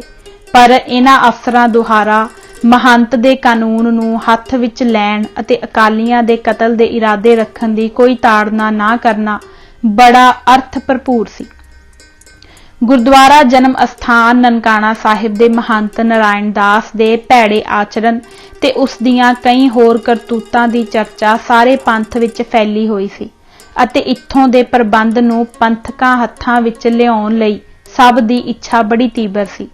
ਮਹੰਤ ਨਾਲ ਸਮਝੌਤੇ ਦੀ ਗੱਲਬਾਤ ਵੀ ਹੁੰਦੀ ਰਹੀ, ਜਿਸ ਵਿੱਚ ਜਥੇਦਾਰ ਕਰਤਾਰ ਸਿੰਘ ਝੱਬਰ ਤੇ ਸਰਦਾਰ ਬੂਟਾ ਸਿੰਘ ਵਕੀਲ ਸ਼ੇਖੂਪੁਰੇ ਦਾ ਕਾਫੀ ਭਾਗ ਸੀ। ਪਰੰਤੂ ਮਹੰਤ ਅੰਦਰਖਾਨੇ ਲਾਲਾ ਲਾਜਪਤ ਰਾਏ ਤੇ ਕਈ ਹੋਰ ਉਦਾਸੀ ਮਹੰਤਾਂ ਨਾਲ ਗੱਠਜੋੜ ਕਰਨ ਲਈ ਹਰ ਵਾਰ ਟਾਲ ਮਟੋਲ ਕਰਦਾ ਚਲਾ ਗਿਆ। ਸ਼੍ਰੋਮਣੀ ਕਮੇਟੀ ਨੇ ਇਸ ਗੱਲਬਾਤ ਨੂੰ ਸਿਰੇ ਚੜਾਉਣ ਲਈ ਨਨਕਾਣਾ ਸਾਹਿਬ ਵਿੱਚ 5-6 ਮਾਰਚ 1921 ਨੂੰ ਪੰਥਕ ਮੁਖੀਆਂ ਤੇ ਕੁਝ ਕੌਮੀ ਲੀਡਰਾਂ ਦੀ ਇਕੱਤਰਤਾ ਬੁਲਾਈ। ਭਾਵੇਂ ਇਹ ਪ੍ਰੋਗਰਾਮ ਮਹੰਤ ਦੀ ਸਲਾਹ ਨਾਲ ਹੀ ਰੱਖਿਆ ਸੀ, ਪਰੰਤੂ ਮਹੰਤ ਆਪਣੇ ਨਿੱਜੀ ਸਲਾਹਕਾਰ ਦੇ ਮਸ਼ਵਰੇ ਨਾਲ ਅੰਦਰਖਾਨੇ ਹੋਰ ਹੀ ਮਸੌਦੇ ਪਕਾ ਰਿਹਾ ਸੀ, ਜਿਸ ਵਿੱਚ ਉਸ ਨੂੰ ਸਰਕਾਰੀ ਅਫਸਰਾਂ, ਖਾਸ ਕਰ ਲਾਹੌਰ ਦੇ ਕਮਿਸ਼ਨਰ ਮਿਸਟਰ ਕਿੰਗ ਦੀ ਵੀ ਵੱਡੀ ਸ਼ਹਿ ਸੀ। ਮਿਸਟਰ ਕਿੰਗ ਨੇ ਇੱਕ ਫਿਰਤੂ ਚਿੱਠੀ ਕੱਢ ਕੇ ਮਹੰਤਾਂ ਦੀ ਹੌਸਲਾ ਅਫਜ਼ਾਈ ਕੀਤੀ ਸੀ ਕਿ ਸਰਕਾਰ ਮਹੰਤਾਂ ਦੀ ਹਰ ਤਰ੍ਹਾਂ ਹਿਫਾਜ਼ਤ ਕਰੇਗੀ। ਮਿਸਟਰ ਕਿੰਗ ਦੀ ਇੱਕ ਹੋਰ ਗੁਪਤ ਚਿੱਠੀ ਮਿਤੀ 18 ਦਸੰਬਰ 1920 ਰਾਹੀਂ ਵੀ ਇਸ ਗੱਲ ਦੀ ਤਸਦੀਕ ਹੋ ਜਾਂਦੀ ਹੈ, ਜਿਸ ਦੀ ਕਾਪੀ ਇੰਡੀਆ ਹਾਊਸ ਲੰਡਨ ਦੀ ਲਾਇਬ੍ਰੇਰੀ ਵਿੱਚ ਪਈ ਹੋਈ ਹੈ, ਜਿਹੜੀ ਕਿ ਲਾਹੌਰ ਦੇ ਆਰਮਜ਼ ਡੀਲਰ ਨੂੰ ਲਿਖੀ ਗਈ ਕਿ ਮਹੰਤ ਨਾਰਾਇਣ ਦਾਸ ਨੂੰ ਅਸਲਾ, ਬੰਦੂਕਾਂ ਆਦਿ ਦਿੱਤੇ ਜਾਣ। ਮਹੰਤ ਦੀ ਮਨਸ਼ਾ ਸੀ ਕਿ 5-6 ਮਾਰਚ ਨੂੰ ਜਦੋਂ ਪੰਥਕ ਮੁਖੀ ਤੇ ਲੀਡਰ ਇਕੱਠੇ ਹੋਣ, ਬਾਹਰ ਤੋਂ ਬਦਮਾਸ਼ਾਂ ਪਾਸੋਂ ਹਮਲਾ ਕਰਵਾ ਕੇ ਨਵੀਂ ਉੱਠ ਰਹੀ ਗੁਰਦੁਆਰਾ ਸੁਧਾਰ ਲਹਿਰ ਦੇ ਸਾਰੇ ਮੁਖੀਆਂ ਨੂੰ ਮਰਵਾ ਦੇਵੇ ਅਤੇ ਆਪ ਲਾਂਬੇ ਰਹਿੰਦਾ ਹੋਇਆ ਇਸ ਦਾ ਦੋਸ਼ ਬਦਮਾਸ਼ਾਂ ਤੇ ਸੁੱਟ ਦੇਵੇ। ਇਸ ਕੰਮ ਲਈ ਮਹੰਤ ਨੇ ਬਹੁਤ ਸਾਰੇ ਬਦਮਾਸ਼, ਵਿਸ਼ੇਸ਼ ਕਰਕੇ ਲਾਹੌਰ ਦੇ ਮਝੈਲਾਂ ਵਿੱਚੋਂ ਅਤੇ 18 ਪਠਾਨ ਪੱਕੇ ਤੌਰ ਤੇ ਆਪਣੇ ਪਾਸ ਰੱਖੇ ਹੋਏ ਸਨ। ਦੂਜੇ ਪਾਸੇ ਇਲਾਕੇ ਦੇ ਲੋਕਲ ਜਥੇਬਾਰ ਖਾਲਸਾ ਦੀਵਾਨ, ਜਿਸ ਵਿੱਚ ਲਾਇਲਪੁਰ, ਸਾਂਗਲਾ ਆਦਿ ਦੀਆਂ ਨਵੀਆਂ ਆਬਾਦੀਆਂ ਦੇ ਸਿੱਖ ਸ਼ਾਮਲ ਸਨ, ਅਤੇ ਅਕਾਲੀ ਦਲ ਖਰਾ ਸੌਦਾ ਬਾਰ, ਜੋ ਵਧੇਰੇ ਜ਼ਿਲ੍ਹਾ ਸ਼ੇਖੂਪੁਰਾ ਤੇ ਗੁਜਰਾਂਵਾਲਾ ਆਦਿ ਦੇ ਵਾਸੀ ਵਿਰਕ ਸਿੱਖਾਂ ਦਾ ਜਥਾ ਸੀ। ਜਿਸ ਦੀ ਸਥਾਪਨਾ 24 ਦਸੰਬਰ 1920 ਨੂੰ ਹੋਈ ਤੇ ਜਿਸ ਦੇ ਪਹਿਲੇ ਜਥੇਦਾਰ ਭਾਈ ਕਰਤਾਰ ਸਿੰਘ ਝੱਬਰ ਸਨ। ਇਹ ਚਾਹੁੰਦੇ ਸਨ ਕਿ ਨਨਕਾਣਾ ਸਾਹਿਬ ਨੂੰ ਪੰਥਕ ਹੱਥਾਂ ਵਿੱਚ ਲਿਆਉਣ ਦਾ ਸਿਹਰਾ ਉਹਨਾਂ ਦੇ ਸਿਰ ਹੋਵੇ। ਇਸ ਦੇ ਨਾਲ ਹੀ 6 ਮਾਰਚ 1921 ਦੇ ਸਮਾਗਮ ਲਈ ਸੰਗਤਾਂ ਦੇ ਲੰਗਰ ਦੇ ਪ੍ਰਬੰਧ ਲਈ ਭਾਈ ਲਛਮਣ ਸਿੰਘ ਧਾਰੋਵਾਲ, ਸਰਦਾਰ ਦਲੀਪ ਸਿੰਘ ਸਾਂਗਲਾ, ਸਰਦਾਰ ਤੇਜਾ ਸਿੰਘ ਸਮੁੰਦਰੀ, ਸਰਦਾਰ ਕਰਤਾਰ ਸਿੰਘ ਝੱਬਰ ਅਤੇ ਸਰਦਾਰ ਬਖਸ਼ੀਸ਼ ਸਿੰਘ ਦੀ ਕਮੇਟੀ ਕਾਇਮ ਕੀਤੀ ਗਈ, ਜਿਸ ਨੂੰ ਆਟਾ, ਦਾਣਾ, ਰੁਪਇਆ ਇਕੱਠਾ ਕਰਨ ਅਤੇ ਦੀਵਾਨ ਦੇ ਲੰਗਰ ਤੇ ਹੋਰ ਸੰਬੰਧਿਤ ਚੀਜ਼ਾਂ ਦਾ ਇੰਤਜ਼ਾਮ ਕਰਨ ਦਾ ਕੰਮ ਸੌਂਪਿਆ ਗਿਆ। ਮਹੰਤ ਨੂੰ ਲਗਭਗ ਸਭ ਬਦੀ ਜਾਗੀਰਦਾਰਾਂ ਦੀ ਹਮਾਇਤ ਹਾਸਲ ਸੀ। ਸਰਦਾਰ ਸੁੰਦਰ ਸਿੰਘ ਮਜੀਠੀਆ ਪਹਿਲੋਂ ਹੀ ਸਰਕਾਰ ਦਾ ਬੈਖਰੀਦ ਸੀ ਅਤੇ ਪੰਜਾਬ ਕੌਂਸਲ ਵਿੱਚ ਮਾਲ ਮੰਤਰੀ ਸੀ। ਚੀਫ ਖਾਲਸਾ ਦੀਵਾਨ ਸਰਕਾਰ ਪੱਖੀ ਹੋਣ ਕਰਕੇ ਭੰਡਿਆ ਜਾ ਚੁੱਕਾ ਸੀ। ਕੇਵਲ ਉਸ ਦੇ 2 ਮੈਂਬਰ ਸ਼੍ਰੋਮਣੀ ਕਮੇਟੀ ਨਾਲ ਨਰੜੇ ਹੋਏ ਸਨ, ਸਰਦਾਰ ਹਰਬੰਸ ਸਿੰਘ ਅਟਾਰੀ ਅਤੇ ਪ੍ਰੋਫੈਸਰ ਜੋਧ ਸਿੰਘ। ਮਹੰਤ ਨੇ ਮਹਾਰਾਜਾ ਪਟਿਆਲਾ ਤੋਂ ਵੀ ਮਦਦ ਮੰਗੀ ਪਰ ਗੱਲ ਸਿਰੇ ਨਾ ਚੜੀ। ਮਹੰਤ ਬੜਾ ਸਿਆਣਾ ਸੀ ਅਤੇ ਸਾਜ਼ਿਸ਼ਾਂ ਸਿਰਜਣ ਦਾ ਮਾਹਰ ਸੀ। ਇੱਕ ਪਾਸੇ ਉਹ ਸਿੱਖ ਆਗੂਆਂ ਦੇ ਮਾਰ ਮੁਕਾਨ ਦਾ ਬਾਨਣੂ ਬਣ ਰਿਹਾ ਸੀ, ਦੂਜੇ ਪਾਸੇ ਸਿੱਖ ਆਗੂਆਂ ਨਾਲ ਸਮਝੌਤੇ ਦੀਆਂ ਗੱਲਾਂ ਚਲਾਈ ਜਾ ਰਿਹਾ ਸੀ। ਇਹ ਸੁਲਾਹ ਦੀ ਮੀਟਿੰਗ 15 ਦਸੰਬਰ 1920 ਨੂੰ ਸ਼ੇਖੂਪੁਰੇ ਸਰਦਾਰ ਬੂਟਾ ਸਿੰਘ ਵਕੀਲ ਦੀ ਕੋਠੀ ਹੋਣੀ ਸੀ, ਪਰੰਤੂ ਉੱਥੇ ਮਹੰਤ ਦਾ ਸੁਨੇਹਾ ਪੁੱਜਾ ਕਿ ਇਹ ਗੱਲ 15 ਦਸੰਬਰ 1920 ਨੂੰ ਲਾਹੌਰ ਆ ਕੇ ਕੀਤੀ ਜਾਵੇ। ਪਰੰਤੂ ਇੱਥੇ ਵੀ ਮਹੰਤ ਨਾ ਆਇਆ ਤੇ ਸੁਨੇਹਾ ਭੇਜਿਆ। ਇਸ ਵੇਲੇ ਝੱਬਰ ਜੀ ਦਾ ਸੂਈਆ ਸਰਦਾਰ ਵਰਿਆਮ ਸਿੰਘ ਭੇਜਿਆ ਪਿੰਡ ਜ਼ਿਲ੍ਹਾ ਮਿੰਟ ਗੁਮਰੀ, ਜੋ ਸਰਦਾਰ ਉੱਤਮ ਸਿੰਘ ਦੇ ਕਾਰਖਾਨੇ ਵਿੱਚ ਮੁਨਸ਼ੀ ਸੀ ਅਤੇ ਨਨਕਾਣਾ ਸਾਹਿਬ ਮਹੰਤ ਦੀ ਕਾਰਵਾਈ ਦੀ ਖਬਰ ਝੱਬਰ ਸਾਹਿਬ ਨੂੰ ਪਹੁੰਚਾਉਂਦਾ ਸੀ ਅਤੇ ਨਰਾਇਣ ਦਾਸ ਨਾਲ ਹੀ ਰਹਿੰਦਾ ਸੀ, ਆਇਆ। ਉਸ ਦੱਸਿਆ ਕਿ ਕੱਲ ਰਾਤ ਮਹੰਤ ਨੇ ਆਪਣੀ ਰਾਮਗਲੀ ਵਾਲੇ ਮਕਾਨ ਵਿੱਚ ਇੱਕ ਗੁਪਤ ਮੀਟਿੰਗ ਕੀਤੀ ਸੀ, ਜਿਸ ਵਿੱਚ ਥੰਮਨ ਦਾ ਮਹੰਤ ਅਰਜਨ ਦਾਸ, ਬੱਗਿਆਂ ਵਾਲੇ ਦਾ ਜਗਨਨਾਥ ਅਤੇ ਮਾਨਕ ਗੁਰਦੁਆਰੇ ਦਾ ਬਸੰਤ ਦਾਸ ਤੇ 4-5 ਮਾਝੇ ਦੇ ਜੱਟ ਸ਼ਾਮਲ ਸਨ। ਨਰਾਇਣ ਦਾਸ ਨੇ ਮਾਝੇ ਦੇ ਬਦਮਾਸ਼ਾਂ ਨੂੰ 1.5 ਲੱਖ ਰੁਪਇਆ ਦੇਣਾ ਕੀਤਾ।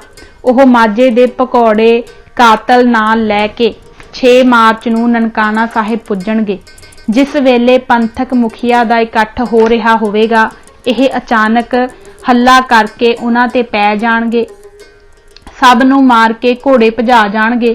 ਮਹੰਤ ਤੇ ਉਸਦੇ ਆਦਮੀ ਫੜ ਲੋ ਮਾਰੇ ਗਏ ਕਹਿੰਦੇ ਹੋਏ ਉਹਨਾਂ ਦਾ ਪਿੱਛਾ ਕਰਨਗੇ।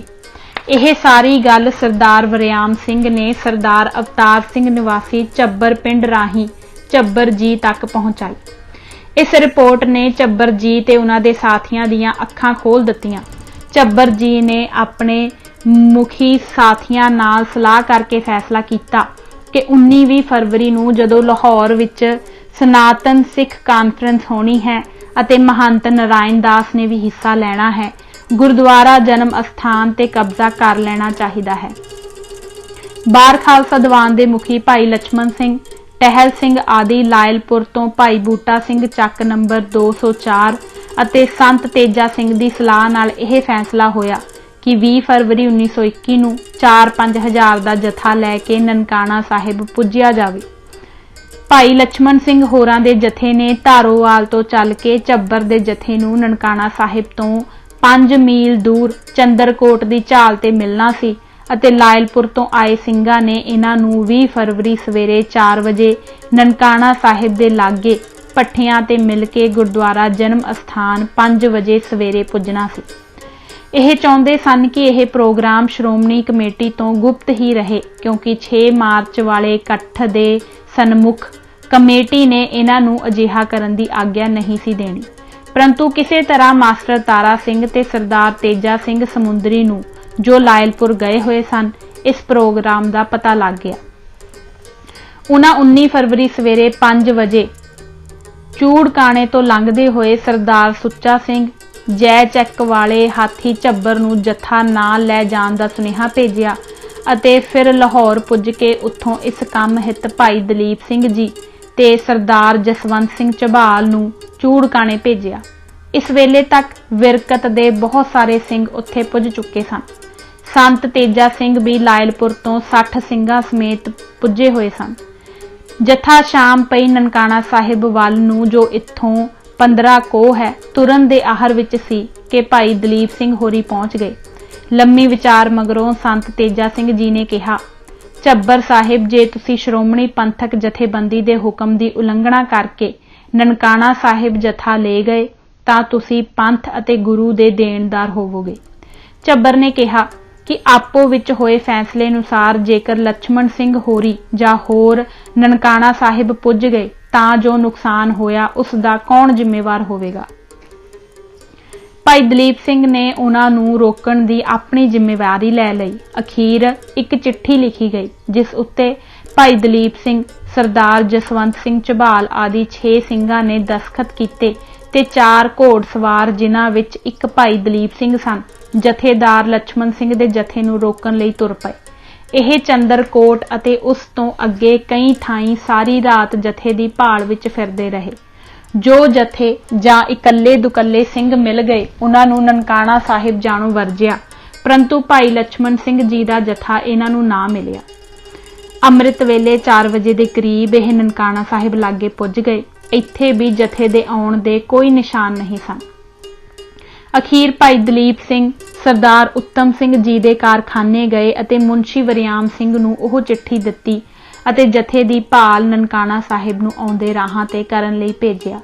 ਭਾਈ ਲਛਮਣ ਸਿੰਘ ਜੀ ਤੇ ਭਾਈ ਟਹਿਲ ਸਿੰਘ ਜੀ ਦਾ ਜਥਾ ਆਪਣੇ ਪਿੰਡੋਂ 19 ਫਰਵਰੀ ਨੂੰ ਤੁਰ ਪਿਆ ਸੀ। ਇਸ ਜਥੇ ਦੇ ਸਿੰਘਾਂ ਨੇ ਗੁਰਦੁਆਰਾ ਨਨਕਾਣਾ ਸਾਹਿਬ ਦੀ ਸੇਵਾ ਲਈ ਸਿਰ ਲਾਉਣ ਦਾ ਪ੍ਰਣ ਲੈ ਲਿਆ ਸੀ। ਇਸ ਵਿੱਚ 3 ਸਿੰਘਣੀਆਂ, ਜਿਨ੍ਹਾਂ ਵਿੱਚ ਭਾਈ ਲਛਮਣ ਸਿੰਘ ਦੀ ਸਿੰਘਣੀ ਵੀ ਸਨ। ਇਹ ਜਥਾ ਰਸਤੇ ਵਿੱਚ ਨਿਜ਼ਾਮਪੁਰ, ਦੇਵਾ ਸਿੰਘ ਵਾਲਾ, ਧੰਨੂਵਾਲ, ਚੇਲਾਵਾਲ, ਠੱਠੀਆਂ ਮੂਲ, ਸਿੰਘ ਵਾਲਾ ਆਦਿਕ ਪਿੰਡਾਂ ਵਿੱਚੋਂ ਹੁੰਦਾ ਹੋਇਆ ਮੋਹਲਣ ਵਿਖੇ, ਜੋ ਨਨਕਾਣਾ ਸਾਹਿਬ ਤੋਂ ਕੇਵਲ 6 ਮੀਲ ਦੂਰ ਪੁੱਜ ਗਿਆ। ਇੱਥੇ ਪੁੱਜਣ ਤੀਕ ਇਸ ਵਿੱਚ 150 ਸਿੰਘ ਸ਼ਾਮਲ ਹੋ ਗਏ। ਇਹਨਾਂ ਨੇ ਚੰਦਰਕੋਟ ਤੋਂ ਝੱਬਰ ਦੇ ਜਥੇ ਦੀ ਖਬਰ ਆਉਣ ਤੋਂ ਪਹਿਲਾਂ ਹੀ ਚਾਲੇ ਪਾ ਦਿੱਤੇ ਸਨ ਅਤੇ ਇਹ ਮਿੱਥਿਆ ਕਿ ਜਦ ਅਸੀਂ ਸ਼ੁਭ ਕੰਮ ਲਈ ਹੀ ਆਏ ਹਾਂ ਤਾਂ ਢਿੱਲ ਕਰਨੀ ਠੀਕ ਨਹੀਂ, ਅਤੇ ਨਨਕਾਣਾ ਸਾਹਿਬ ਦੇ ਜਨਮ ਅਸਥਾਨ ਵੱਲ ਤੁਰ ਪਏ। ਭਾਈ ਲਛਮਣ ਸਿੰਘ ਜਥੇਦਾਰ ਨੇ ਕੋਟ ਦਰਬਾਰ ਦੀ ਜੂਹ ਵਿੱਚ ਇਸ ਥਾਂ ਜਥੇ ਨੂੰ ਰੋਕ ਕੇ ਸਾਰੇ ਸਿੰਘਾਂ ਪਾਸੋਂ ਹੱਥ ਨਾ ਉਠਾਉਣ ਅਤੇ ਸ਼ਾਂਤਮਈ ਰਹਿੰਦੇ ਹੋਏ ਸ਼ਹੀਦੀ ਪ੍ਰਾਪਤ ਕਰਨ ਦਾ ਪ੍ਰਣ ਲਿਆ।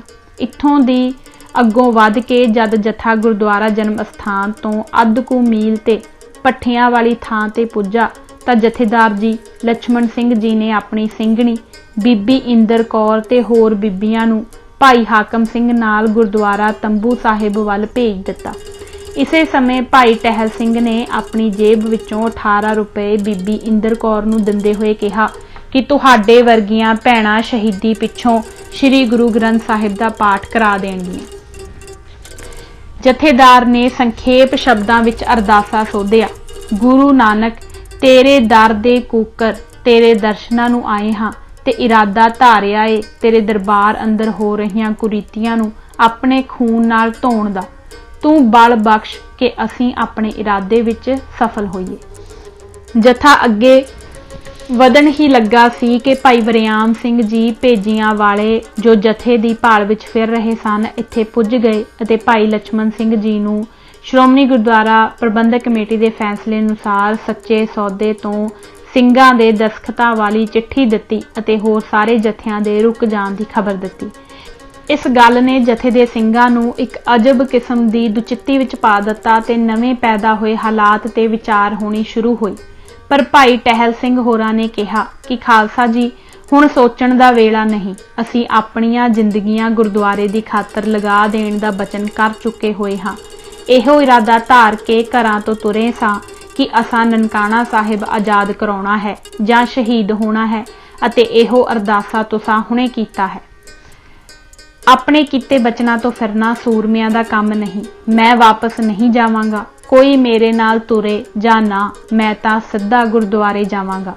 ਇਉਂ ਕਹਿੰਦੇ ਹੋਏ ਭਾਈ ਟਹਿਲ ਸਿੰਘ ਜੀ ਗੁਰਦੁਆਰਾ ਜਨਮ ਅਸਥਾਨ ਵੱਲ ਵਗ ਤੁਰੇ। ਫਿਰ ਕੌਣ ਸੀ ਜੋ ਪਿਛਾਂਹ ਹਟਦਾ। ਪਾਲ ਸਿੰਘ ਨੇ, ਜੋ ਬੁਚਿਆਣੇ ਵੱਲੋਂ ਕਈ ਜਥਿਆਂ ਨੂੰ ਮੋੜਦੇ ਹੋਏ ਠੀਕ ਇਸੇ ਸਮੇਂ ਇੱਥੇ ਪੁੱਜੇ ਸਨ, ਦੌੜ ਕੇ ਭਾਈ ਲਛਮਣ ਸਿੰਘ ਨੂੰ ਜੱਫਾ ਮਾਰ ਕੇ ਉਹਨਾਂ ਨੂੰ ਰੋਕ ਲੈਣ ਦੀ ਕੋਸ਼ਿਸ਼ ਕੀਤੀ, ਪਰੰਤੂ ਉਹ ਜਥੇਦਾਰ ਜੀ ਨੂੰ ਰੋਕ ਨਾ ਸਕੇ।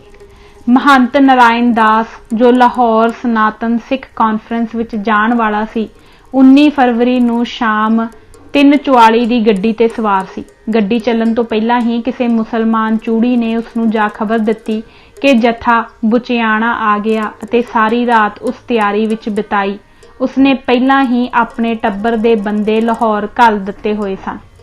ਰੁਪਇਆ, ਪੈਸਾ ਤੇ ਜ਼ਰੂਰੀ ਕਾਗਜ਼ਾਤ ਵੀ ਲਾਹੌਰ ਭੇਜ ਦਿੱਤੇ ਸਨ।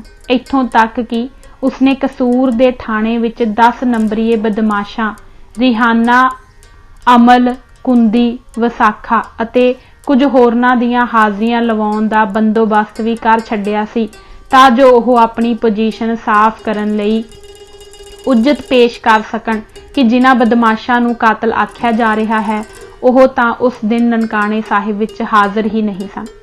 ਅਕਾਲੀਆਂ ਨੇ ਜਨਮ ਅਸਥਾਨ ਦੇ ਬਾਹਰ ਤਲਾਬ ਤੇ ਇਸ਼ਨਾਨ ਕੀਤਾ ਅਤੇ ਕੋਈ 5:45 ਅਤੇ 6 ਵਜੇ ਦੇ ਕਰੀਬ ਸਾਰੇ ਸਿੰਘ ਗੁਰਦੁਆਰੇ ਅੰਦਰ ਦਾਖਲ ਹੋਏ। ਮਹੰਤ ਦੇ ਗੁੰਡੇ ਤੇ ਬਦਮਾਸ਼ ਅੱਗੇ ਤਿਆਰ ਬੈਠੇ ਸਨ। ਅੰਦਰ ਪੁੱਜਦੇ ਸਾਰ ਹੀ ਮੱਥਾ ਟੇਕ ਕੇ ਜਥੇਦਾਰ ਲਛਮਣ ਸਿੰਘ ਜੀ ਨੇ ਜਥੇ ਦੇ ਸਾਰੇ ਸਿੰਘਾਂ ਨੂੰ ਥਾਂ ਥਾਈਂ ਡਿਊਟੀਆਂ ਦੀ ਸੌਂਪਣਾ ਕਰ ਦਿੱਤੀ ਅਤੇ ਆਪ ਕੁਝ ਸਿੰਘਾਂ ਸਮੇਤ ਗੁਰਦੁਆਰੇ ਦੀ ਪ੍ਰਕਾਸ਼ ਅਸਥਾਨ ਅੰਦਰ ਦਾਖਲ ਹੋ ਗਏ। ਭਾਈ ਲਛਮਣ ਸਿੰਘ ਹੋਰੀ ਸ੍ਰੀ ਗੁਰੂ ਗ੍ਰੰਥ ਸਾਹਿਬ ਦੀ ਤਾਬਿਆ ਤੇ ਬਾਕੀ ਸਿੰਘ ਹੇਠਾਂ ਬੈਠ ਗਏ ਅਤੇ ਆਸਾਂ ਦੀ ਵਾਰ ਦਾ ਕੀਰਤਨ ਆਰੰਭ ਦਿੱਤਾ। ਮਹੰਤ ਨਾਰਾਇਣ ਦਾਸ ਆਪਣੇ ਦੇਖਣ ਦੀ ਗੁੱਠ ਵਾਲੇ ਮਕਾਨ ਮਹਿਮਾਨ ਖਾਨੇ ਦੇ ਚਬਾਰੇ ਵਿੱਚੋਂ ਇਸ ਸਾਰੇ ਕੌਤਕ ਨੂੰ ਵੇਖ ਰਿਹਾ ਸੀ। ਉਸਨੇ ਆਪਣੇ ਆਦਮੀਆਂ ਰਾਂਝਾ, ਰਿਹਾਣਾ, ਮਾਛੀ ਅਤੇ ਪਠਾਣਾ ਨੂੰ ਮਿੱਥੀ ਹੋਈ ਕਾਰਵਾਈ ਕਰਨ ਦਾ ਹੁਕਮ ਦਿੱਤਾ। ਗੁਰਦੁਆਰੇ ਅੰਦਰ ਸੰਗਤ ਵਿੱਚ ਜਿਹੜੇ ਸਾਧੂ ਆਦਿ ਬੈਠੇ ਸਨ ਉਹ ਹੌਲੀ ਜਿਹੀ ਖਿਸਕ ਗਏ। ਗੇਟ ਬੰਦ ਕਰ ਦਿੱਤੇ ਗਏ। ਇੱਕਦਮ ਇਹਾਤਾ ਜਨਮ ਅਸਥਾਨ ਦੀ ਦੇਖਣ ਦੀ ਬਾਹੀ ਦੇ ਕਮਰਿਆਂ ਉੱਪਰੋਂ ਗੋਲੀਆਂ ਚੱਲਣ ਲੱਗ ਪਈਆਂ। ਮਿੰਟਾਂ ਵਿੱਚ ਹੀ ਉਹ ਸਾਰੇ ਸਿੰਘ ਜੋ ਚੌਖੰਡੀ ਦੇ ਬਾਹਰ ਸਨ ਅਤੇ ਛੱਤਾਂ ਤੋਂ ਗੋਲੀ ਦਾ ਨਿਸ਼ਾਨਾ ਹੋ ਸਕਦੇ ਸਨ, ਫੁੰਡ ਦਿੱਤੇ ਗਏ। ਭਾਈ ਟਹਿਲ ਸਿੰਘ ਵੀ ਜੋ ਦੱਖਣੀ ਦਰਵਾਜ਼ੇ ਤੇ ਡਿਊਟੀ ਦੇ ਰਹੇ ਸਨ, ਸ਼ਹੀਦ ਹੋ ਗਏ। ਉਪਰੰਤ ਮਹੰਤ ਦੇ ਆਦਮੀ ਬੰਦੂਕਾਂ, ਬਰਛੀਆਂ, ਗੰਡਾਸੇ ਲਈ ਅੰਦਰ ਨੂੰ ਹੇਠ ਉਤਰੇ ਅਤੇ ਚੌਖੰਡੀ ਦੇ ਪੱਛਮੀ ਦਰਵਾਜ਼ੇ ਰਸਤੇ ਗੋਲੀਆਂ ਮਾਰ-ਮਾਰ ਅੰਦਰ ਬੈਠੇ ਸਾਰੇ ਸਿੰਘਾਂ ਨੂੰ ਫੱਟੜ ਜਾਂ ਸ਼ਹੀਦ ਕਰ ਦਿੱਤਾ ਗਿਆ। ਕਈ ਗੋਲੀਆਂ ਸ੍ਰੀ ਗੁਰੂ ਗ੍ਰੰਥ ਸਾਹਿਬ ਵਿੱਚ ਦੀ ਲੰਘ ਕੇ ਸਾਹਮਣੀ ਦੀਵਾਰ ਨਾਲ ਵੱਜਦੀਆਂ ਰਹੀਆਂ, ਜਿਨ੍ਹਾਂ ਦੇ ਨਿਸ਼ਾਨ ਅੱਜ ਤੱਕ ਮੌਜੂਦ ਹਨ। ਫੱਟੜ ਤੇ ਸ਼ਹੀਦ ਹੋਏ ਸਿੰਘਾਂ ਦੇ ਖੂਨ ਦੇ ਪਰਨਾਲੇ ਅੰਦਰੋਂ ਬਾਹਰ ਨੂੰ ਚੱਲ ਰਹੇ ਸਨ। ਗੁਰਦੁਆਰਾ ਜਨਮ ਸਥਾਨ ਅੰਦਰ ਲਗਾਤਾਰ ਗੋਲੀ ਚੱਲਣ ਦੀ ਆਵਾਜ਼ ਦੂਰ ਦੁਰਾਡੇ ਤੱਕ ਸੁਣੀ ਜਾ ਰਹੀ ਸੀ। ਭਾਈ ਦਲੀਪ ਸਿੰਘ, ਭਾਈ ਵਰਿਆਮ ਸਿੰਘ, ਜਥੇਦਾਰ ਬੂਟਾ ਸਿੰਘ ਚੱਕ 204 ਤੇ ਸਰਦਾਰ ਉੱਤਮ ਸਿੰਘ ਨੇ ਇਹ ਆਵਾਜ਼ਾਂ ਸਰਦਾਰ ਉੱਤਮ ਸਿੰਘ ਦੇ ਕਾਰਖਾਨੇ ਬੈਠ ਸੁਣੀਆਂ। ਸੁਣਦੇ ਸਾਰ ਭਾਈ ਦਲੀਪ ਸਿੰਘ ਤੇ ਭਾਈ ਵਰਿਆਮ ਸਿੰਘ ਜੀ ਗੁਰਦੁਆਰੇ ਵੱਲ ਨੂੰ ਉੱਠ ਨੱਸੇ। ਭਾਈ ਵਰਿਆਮ ਸਿੰਘ ਹੋਰੀ ਲਛਮਣ ਸਿੰਘ ਦੇ ਜਥੇ ਨੂੰ ਵਾਪਸ ਮੋੜਨ ਵਿੱਚ ਅਸਫਲ ਹੋਣ ਪਰ ਭਾਈ ਦਲੀਪ ਸਿੰਘ ਨੂੰ ਇਹ ਗੱਲ ਦੱਸਣ ਲਈ ਉਸੇ ਸਮੇਂ ਹੀ ਕਾਰਖਾਨੇ ਪੁੱਜੇ ਸਨ ਅਤੇ ਹਾਲਾਂ ਆਪਣੀ ਗੱਲ ਦੱਸ ਹੀ ਰਹੇ ਸਨ ਕਿ ਗੋਲੀ ਚੱਲਣ ਦੀ ਆਵਾਜ਼ ਇਹਨਾਂ ਦੇ ਕੰਨੀ ਪਈ। ਭਾਵੇਂ ਸਰਦਾਰ ਉੱਤਮ ਸਿੰਘ ਨੇ ਇਹਨਾਂ ਨੂੰ ਬਹੁਤ ਰੋਕਿਆ ਪਰ ਇਹਨਾਂ ਨੇ ਇੱਕ ਨਾ ਸੁਣੀ। ਭਾਈ ਦਲੀਪ ਸਿੰਘ ਦੇ ਮਨ ਦੀ ਦਸ਼ਾ ਦੱਸਣੀ ਬਹੁਤ ਕਠਿਨ ਹੈ, ਕਿਉਂਕਿ ਉਹਨਾਂ ਖਰੇ ਸੌਦੇ ਬਚਨ ਦਿੱਤਾ ਸੀ ਕਿ ਉਹ ਭਾਈ ਲਛਮਣ ਸਿੰਘ ਹੋਰਾਂ ਦੇ ਜਥੇ ਨੂੰ ਰੋਕ ਲੈਣਗੇ। ਭਾਈ ਦਲੀਪ ਸਿੰਘ ਸੁਰਖਰੂ ਹੋਣ ਵਾਸਤੇ 1 ਮੀਲ ਦੀ ਦੂਰੀ ਤੋਂ ਸਰਦਾਰ ਵਰਿਆਮ ਸਿੰਘ ਸਮੇਤ ਨੱਸਿਆ। ਮਹੰਤ ਆਪ ਨੂੰ ਚੰਗੀ ਤਰ੍ਹਾਂ ਜਾਣਦਾ ਸੀ ਅਤੇ ਆਪ ਦਾ ਸਤਿਕਾਰ ਕਰਦਾ ਸੀ, ਪਰ ਜਦੋਂ ਦੋਵੇਂ ਦਰਸ਼ਨੀ ਦਰਵਾਜ਼ੇ ਮੋਹਰੇ ਪਹੁੰਚੇ ਤਾਂ ਉਸ ਵੇਲੇ ਮਹੰਤ ਦੀ ਜੁੰਡਲੀ ਦਾ ਬਾਹਰੋਂ ਆਏ ਨਵੇਂ ਸਿੰਘਾਂ ਉੱਤੇ ਹਮਲਾ ਜਾਰੀ ਸੀ ਅਤੇ ਸਿੰਘਾਂ ਨੂੰ ਅੰਨ੍ਹੇਵਾਹ ਸੱਜੇ ਖੱਬੇ ਕਤਲ ਕੀਤਾ ਜਾ ਰਿਹਾ ਸੀ। ਭਾਈ ਜੀ ਨੇ ਹੱਥ ਜੋੜ ਕੇ ਮਹੰਤ ਨੂੰ ਆਖਿਆ, ਨਾ ਕਰੋ ਕਤਲ, ਬੰਦ ਕਰੋ ਕਤਲਾਮ, ਮੈਂ ਅੱਜ ਵੀ ਤੁਹਾਨੂੰ ਪੰਥ ਤੋਂ ਮੁਆਫੀ ਦੁਆ ਦਿਆਂਗਾ। ਪਰ ਉੱਥੇ ਤਾਂ ਮਹੰਤ ਅੰਨਾ ਹੋਇਆ ਪਿਆ ਸੀ। ਉਸਨੇ ਭਾਈ ਦਲੀਪ ਸਿੰਘ ਨੂੰ ਪਿਸਤੌਲ ਦੀ ਗੋਲੀ ਨਾਲ ਸ਼ਹੀਦ ਕਰ ਦਿੱਤਾ। ਮਹੰਤ ਦੇ ਬੰਦਿਆਂ ਨੇ ਸਰਦਾਰ ਵਰਿਆਮ ਸਿੰਘ ਦੇ ਵੀ ਟੁਕੜੇ ਕਰ ਦਿੱਤੇ। ਇਹਨਾਂ ਦੋਹਾਂ ਸਿੰਘਾਂ ਦੇ ਸਰੀਰਾਂ ਨੂੰ ਅਤੇ 5-6 ਸਿੰਘਾਂ ਨੂੰ ਨਾਲ ਹੀ ਲੱਗਦੇ ਘੁਮਿਆਰਾਂ ਦੀਆਂ ਭੱਠੀਆਂ ਵਿੱਚ ਸੁੱਟ ਦਿੱਤਾ ਗਿਆ। ਚੌਖੰਡੀ ਦੇ ਅੰਦਰ ਕੁਝ ਸਿੰਘ ਸ਼ਹੀਦ ਕੀਤੇ ਗਏ। ਜੋ ਕੁਝ ਫੱਟੜ ਪਏ ਸਨ ਉਹਨਾਂ ਨੂੰ ਟੁਕੜੇ-ਟੁਕੜੇ ਕਰ ਦਿੱਤਾ ਗਿਆ। 25 ਕੁ ਸਿੰਘ ਕਮਰਿਆਂ ਵਿੱਚ ਚਲੇ ਗਏ। ਉੱਥੇ ਵੀ ਮਹੰਤ ਦੀ ਧਾੜ ਨੇ ਗੋਲੀਆਂ, ਟਕੂਏ, ਲਾਠੀਆਂ ਅਤੇ ਇੱਟਾਂ ਮਾਰ ਕੇ ਪਾਰ ਬੁਲਾਇਆ। ਇਸ ਵੇਲੇ ਬਾਹਰੋਂ ਸਿੰਘਾਂ ਦੇ ਜੈਕਾਰੇ ਛੱਡਣ ਦੀ ਆਵਾਜ਼ ਆਈ। ਇਹਨਾਂ ਗੁੰਡਿਆਂ ਤੇ ਬਦਮਾਸ਼ਾਂ ਨੇ ਉਹਨਾਂ ਉੱਤੇ ਹਮਲਾ ਕਰਨ ਲਈ ਦਰਸ਼ਨੀ ਬਾਜ਼ਾਰ ਗੇਟ ਖੋਲ੍ਹ ਦਿੱਤੇ ਅਤੇ ਟੁੱਟ ਕੇ ਉਹਨਾਂ ਉੱਤੇ ਜਾ ਪਏ। ਉਹਨਾਂ ਨੇ ਸਿੱਖਾਂ ਨੂੰ ਸ਼ਹੀਦ ਕਰ ਦਿੱਤਾ। ਮਹੰਤ ਖੁਦ ਇਸ ਕਤਲਾਮ ਦੀ ਅਗਵਾਈ ਕਰ ਰਿਹਾ ਸੀ। ਉਸਨੇ ਮੂੰਹ ਤੇ ਚਾਦਰ ਲਪੇਟੀ ਹੋਈ ਸੀ ਅਤੇ ਘੋੜੇ ਉੱਤੇ ਚੜ੍ਹਿਆ ਹੋਇਆ ਕਦੇ ਇੱਧਰ ਜਾਂਦਾ ਸੀ, ਕਦੇ ਉੱਧਰ, ਅਤੇ ਉੱਚੀ ਆਖ ਰਿਹਾ ਸੀ, ਕੋਈ ਕੇਸਾਂ ਵਾਲਾ ਸਿੱਖ ਜਿਉਂਦਾ ਨਾ ਰਹਿਣ ਦਿਓ। 2-3 ਸਿੰਘ ਖੇਤਾਂ ਵਿੱਚ ਜਾ ਕੇ ਸ਼ਹੀਦ ਕਰ ਦਿੱਤੇ ਗਏ। ਰੇਲਵੇ ਲਾਈਨਾਂ ਤੱਕ ਜੋ ਸਿੱਖ ਨਜ਼ਰ ਆਇਆ ਸ਼ਹੀਦ ਕਰ ਦਿੱਤਾ ਗਿਆ। ਕਿਹਾ ਜਾਂਦਾ ਹੈ ਇੱਕ 2 ਸਾਲਾਂ ਦਾ ਲੜਕਾ ਜਿਹੜਾ ਚੌਖੰਡੀ ਅੰਦਰ ਇੱਕ ਵੱਡੀ ਖੁੱਲੀ ਕੰਧ ਵਾਲੀ ਅਲਮਾਰੀ ਵਿੱਚ ਲੁਕ ਗਿਆ ਸੀ, ਬਚ ਰਿਹਾ। ਇਹ ਲੜਕਾ ਜਰਗ, ਜ਼ਿਲ੍ਹਾ ਪਟਿਆਲਾ ਨਿਵਾਸੀ ਸ਼ਹੀਦ ਕੇਹਰ ਸਿੰਘ ਦਾ ਪੁੱਤਰ ਸੀ ਅਤੇ ਪਿਤਾ ਨਾਲ ਜਥੇ ਵਿੱਚ ਸ਼ਾਮਲ ਸੀ। ਇਸ ਨੂੰ ਅਲਮਾਰੀ ਵਿੱਚੋਂ ਬਾਹਰ ਕੱਢ ਕੇ ਬਲਦੀ ਅੱਗ ਵਿੱਚ ਸੁੱਟ ਦਿੱਤਾ ਗਿਆ। ਜਿਸ ਵੇਲੇ ਸਾਰੇ ਸਿੰਘ ਸ਼ਹੀਦ ਹੋ ਗਏ ਜਾਂ ਫੱਟੜ ਹੋ ਗਏ, ਤਦ ਮਹੰਤ ਨੇ ਹੁਕਮ ਦਿੱਤਾ ਕਿ ਸਾਰੀਆਂ ਲੋਥਾਂ ਨੂੰ ਇਕੱਠੀਆਂ ਕਰਕੇ ਕੇਵਲ 4 ਲੋਥਾਂ ਰਹਿਣ ਦਿਓ, ਬਾਕੀ ਨੂੰ ਮਿੱਟੀ ਦਾ ਤੇਲ ਪਾ ਕੇ ਸਾੜ ਦਿਓ। ਇਹਨਾਂ ਵਿੱਚੋਂ ਇੱਕ ਸਰਦਾਰ ਮੰਗਲ ਸਿੰਘ ਮਜ਼ਹਬੀ ਸਿੰਘ ਸੀ ਜੋ ਭਾਈ ਲਛਮਣ ਸਿੰਘ ਦਾ ਪੁੱਤਰ ਬਣਿਆ ਹੋਇਆ ਸੀ। ਇੱਕ ਸਾਧੂ ਵੀ ਸੀ ਜੋ ਕਿਸੇ ਬਦਮਾਸ਼ ਦੀ ਗੋਲੀ ਨਾਲ ਮਾਰਿਆ ਗਿਆ ਸੀ। ਇਸ ਤਰ੍ਹਾਂ ਫੱਟੜਾਂ ਦੇ ਤੇ ਲੋਥਾਂ ਦੇ 3-4 ਢੇਰ ਬਣਾਏ ਗਏ ਅਤੇ ਅੱਗ ਲਾ ਕੇ ਸਾੜੇ ਗਏ। ਇੱਕ ਸਿੰਘ ਜੋ ਸ਼ਾਇਦ ਭਾਈ ਲਛਮਣ ਸਿੰਘ ਜੀ ਸਨ ਨੂੰ ਜੰਡ ਨਾਲ ਬੰਨ੍ਹ ਕੇ ਸਾੜ ਦਿੱਤਾ ਗਿਆ। ਤਾਰਾਂ ਨਾਲ ਫਲਿਆ ਹੋਇਆ ਅੱਧ ਸੜਿਆ ਜੱਡ ਬਾਅਦ ਵਿੱਚ ਸਿੱਖਾਂ ਨੇ ਅੱਖੀ ਦੇਖਿਆ। ਇਹ ਜੰਡ ਅੱਜ ਵੀ ਹੈ। ਇਸ ਤੋਂ ਬਾਅਦ ਮਹੰਤ ਘੋੜੇ ਤੇ ਸਵਾਰ ਹੋ ਕੇ ਕੁਝ ਸਾਥੀਆਂ ਨਾਲ ਸ਼ਹਿਰ ਵੱਲ ਗਿਆ ਅਤੇ ਜੋ ਵੀ ਸਿੰਘ ਨਜ਼ਰ ਆਇਆ ਕਤਲ ਕੀਤਾ ਗਿਆ। ਕਤਲਾਮ ਦੀ ਖਬਰ ਚੰਗੀ ਤਰ੍ਹਾਂ ਤਸਦੀਕ ਹੋ ਜਾਣ ਤੇ ਡਿਸਟ੍ਰਿਕਟ ਇੰਜੀਨੀਅਰ ਸਰਦਾਰ NS ਸੰਧੂ ਨੇ ਆਪਣਾ ਇੱਕ ਖਾਸ ਆਦਮੀ 3:15 ਵਜੇ ਘੋੜੇ ਉੱਤੇ ਡਿਪਟੀ ਕਮਿਸ਼ਨਰ ਕਰੀ ਵੱਲ ਭੇਜਿਆ ਤਾਂ ਜੋ ਉਹ ਖੁਦ ਮੌਕੇ ਉੱਤੇ ਆ ਕੇ ਇਹ ਭਿਆਨਕ ਸਾਕਾ ਅੱਖੀ ਵੇਖ ਲਵੇ। DC ਦਾ 12 ਮੀਲ ਨਨਕਾਣੇ ਤੋਂ ਦੂਰ ਮਾਂਗਟਾਵਾਲ ਵਿੱਚ ਮੁਕਾਮ ਸੀ। ਉੱਧਰ ਸਰਦਾਰ ਉੱਤਮ ਸਿੰਘ ਨੇ ਕੋਈ 9:15 ਵਜੇ ਦੇ ਕਰੀਬ ਸਰਦਾਰ ਕਰਮ ਸਿੰਘ ਸਟੇਸ਼ਨ ਮਾਸਟਰ ਰਾਹੀਂ ਤਾਰਾਂ ਦੁਆਰਾ ਖਬਰਾਂ ਪੰਜਾਬ ਦੇ ਗਵਰਨਰ, ਕਮਿਸ਼ਨਰ, DC ਤੇ ਸੁਪਰੀਡੈਂਡੈਂਟ ਨੂੰ ਘੱਲੀਆਂ ਅਤੇ ਨਾਲ ਹੀ ਸਾਰੇ ਸਿੱਖ ਕੇਂਦਰਾਂ ਖਾਸ ਕਰ ਸ਼੍ਰੋਮਣੀ ਕਮੇਟੀ ਨੂੰ ਖਬਰਾਂ ਪਹੁੰਚਾ ਦਿੱਤੀਆਂ। ਸਾਰੇ ਹੀ ਸਿੱਖ ਜਗਤ ਵਿੱਚ ਹਾਹਾਕਾਰ ਮਚ ਗਏ। DC ਕਰੀ ਨਨਕਾਣਾ ਸਾਹਿਬ 12:30 ਵਜੇ ਦੁਪਹਿਰ ਪਿੱਛੋਂ ਪਹੁੰਚਿਆ ਤੇ ਇਕੱਲਾ ਹੀ ਮਹੰਤ ਨਾਲ ਅੰਦਰ ਗਿਆ। ਫਿਰ ਉਸਨੇ ਫੌਜੀ ਦਸਤੇ ਘੱਲਣ ਵਾਸਤੇ ਉਤਲੇ ਅਫਸਰਾਂ ਨੂੰ ਤਾਰਾਂ ਦਿੱਤੀਆਂ। ਇੱਕ ਪੁਲਿਸ ਦਾ ਸਬ ਇੰਸਪੈਕਟਰ 2 ਵਜੇ ਪਹੁੰਚਿਆ ਤੇ ਉਸ ਤੋਂ ਬਾਅਦ ਅੱਗਾਂ ਨੂੰ ਬੁਝਾਇਆ ਗਿਆ। ਜ਼ਾਹਿਰ ਹੁੰਦਾ ਹੈ ਕਿ DC ਦੇ ਪਹੁੰਚਣ ਤੋਂ ਬਾਅਦ ਵੀ ਫੱਟੜਾਂ ਨੂੰ ਢੂੰਡ ਕੇ ਮਾਰਿਆ ਜਾ ਰਿਹਾ ਸੀ ਤਾਂ ਕਿ ਕੋਈ ਮੌਕੇ ਦਾ ਗਵਾਹ ਨਾ ਰਹੇ। ਇਸ ਸਾਕੇ ਦੇ ਫੌਰਨ ਪਿੱਛੋਂ ਨਨਕਾਣਾ ਸਾਹਿਬ ਨੂੰ ਆਉਣ ਜਾਣ ਵਾਲੇ ਹਰ ਪਾਸੇ ਦੇ ਰਸਤੇ ਬੰਦ ਕਰ ਦਿੱਤੇ ਗਏ। ਰਾਤ ਦੇ ਕੋਈ 9:15 ਵਜੇ ਲਾਹੌਰ ਤੋਂ ਕਮਿਸ਼ਨਰ ਕਿੰਗ ਅਤੇ DIG ਪੁਲਿਸ ਇੱਕ ਸਪੈਸ਼ਲ ਗੱਡੀ ਵਿੱਚ ਪਹੁੰਚੇ। ਉਹਨਾਂ ਨਾਲ 200 ਫੌਜੀ ਵੀ ਸਨ। ਉਸ ਤੋਂ ਬਾਅਦ ਮਹੰਤ ਨਾਰਾਇਣ ਦਾਸ, 2 ਹੋਰ ਉਸਦੇ ਪਿੱਠੂ ਅਤੇ 26 ਪਠਾਨ ਫੜ ਕੇ ਉਸ ਸਪੈਸ਼ਲ ਟ੍ਰੇਨ ਵਿੱਚ ਲਾਹੌਰ ਘੱਲੇ ਗਏ। ਹੋਰ ਬਦਮਾਸ਼ ਇਸ ਅਰਸੇ ਵਿੱਚ ਨੱਠ ਭੱਜ ਗਏ ਸਨ। ਗੁਰਦੁਆਰਾ ਜਨਮ ਅਸਥਾਨ ਤੇ ਸਰਕਾਰ ਨੇ ਕਬਜ਼ਾ ਕਰ ਲਿਆ ਤੇ ਗੁਰਦੁਆਰੇ ਨੂੰ ਜੰਦਰੇ ਲਗਾ ਦਿੱਤੇ ਗਏ। 20 ਤੋਂ 21 ਫਰਵਰੀ ਨੂੰ ਕੁਝ ਸਿੱਖ ਆਗੂ ਨਨਕਾਣਾ ਸਾਹਿਬ ਪਹੁੰਚ ਗਏ। ਸਰਦਾਰ ਮਹਿਤਾਬ ਸਿੰਘ ਤਾਂ 20 ਤਰੀਕ ਨੂੰ ਹੀ ਫੌਜੀਆਂ ਵਾਲੀ ਗੱਡੀ ਵਿੱਚ ਰਾਤ ਪਹੁੰਚ ਗਏ ਸਨ। 21 ਫਰਵਰੀ ਨੂੰ ਹੋਰ ਸਿੱਖ ਆਗੂ ਤੇ ਡਾਕਟਰ ਕਾਰਾਂ ਵਿੱਚ ਪਹੁੰਚੇ। ਇਹਨਾਂ ਵਿੱਚ ਸਰਦਾਰ ਸੁੰਦਰ ਸਿੰਘ ਰਾਮਗੜੀਆ ਅਤੇ ਸਰਦਾਰ ਹਰਬੰਸ ਸਿੰਘ ਅਟਾਰੀ ਵੀ ਸਨ। 21 ਤਾਰੀਖ ਨੂੰ ਸਵੇਰੇ 8 ਵਜੇ ਪੜਤਾਲ ਦਾ ਕੰਮ ਸ਼ੁਰੂ ਹੋਇਆ। ਸਾਰਾ ਗੁਰਦੁਆਰਾ ਸ਼ਮਸ਼ਾਨ ਭੂਮੀ ਬਣਿਆ ਹੋਇਆ ਸੀ। ਕੇਸ ਤੇ ਕੰਗੇ ਥਾਂ ਡਿੱਗੇ ਪਏ ਸਨ। 5 ਲਾਸ਼ਾਂ ਦੇ ਅੱਡ-ਅੱਡ ਢੇਰ ਵਿਹੜੇ ਵਿੱਚ ਲੱਗੇ ਪਏ ਸਨ ਅਤੇ 3 ਲੋਥਾਂ ਚੌਖੰਡੀ ਦੇ ਬਾਹਰ ਉੱਪਰਲੀ ਪਰਿਕਰਮਾ ਵਿੱਚ ਪਈਆਂ ਸਨ। ਇੱਕ ਸਾਧੂ ਦੀ ਲਾਸ਼ ਹੇਠਲੀ ਪਰਿਕਰਮਾ ਵਿੱਚ ਪਈ ਸੀ। 56 ਖੋਪੜੀਆਂ ਢੇਰਾਂ ਤੋਂ ਇਲਾਵਾ ਪਈਆਂ ਸਨ ਅਤੇ ਬਾਹਰ ਪੱਠੇ ਵਿੱਚੋਂ 6 ਕੜੇ ਨਿਕਲੇ। ਕੁੱਲ ਮਿਲਾ ਕੇ 150 ਸਿੰਘ ਅੰਦਰ ਸ਼ਹੀਦ ਹੋਏ ਸਨ, ਜਿਨ੍ਹਾਂ ਵਿੱਚੋਂ 86 ਦੇ ਨਾਂ ਹੀ ਮਿਲ ਸਕੇ। ਗੁਰਦੁਆਰੇ ਤੋਂ ਬਾਹਰ ਵੀ ਸਿੰਘ ਸ਼ਹੀਦ ਕੀਤੇ ਗਏ ਸਨ।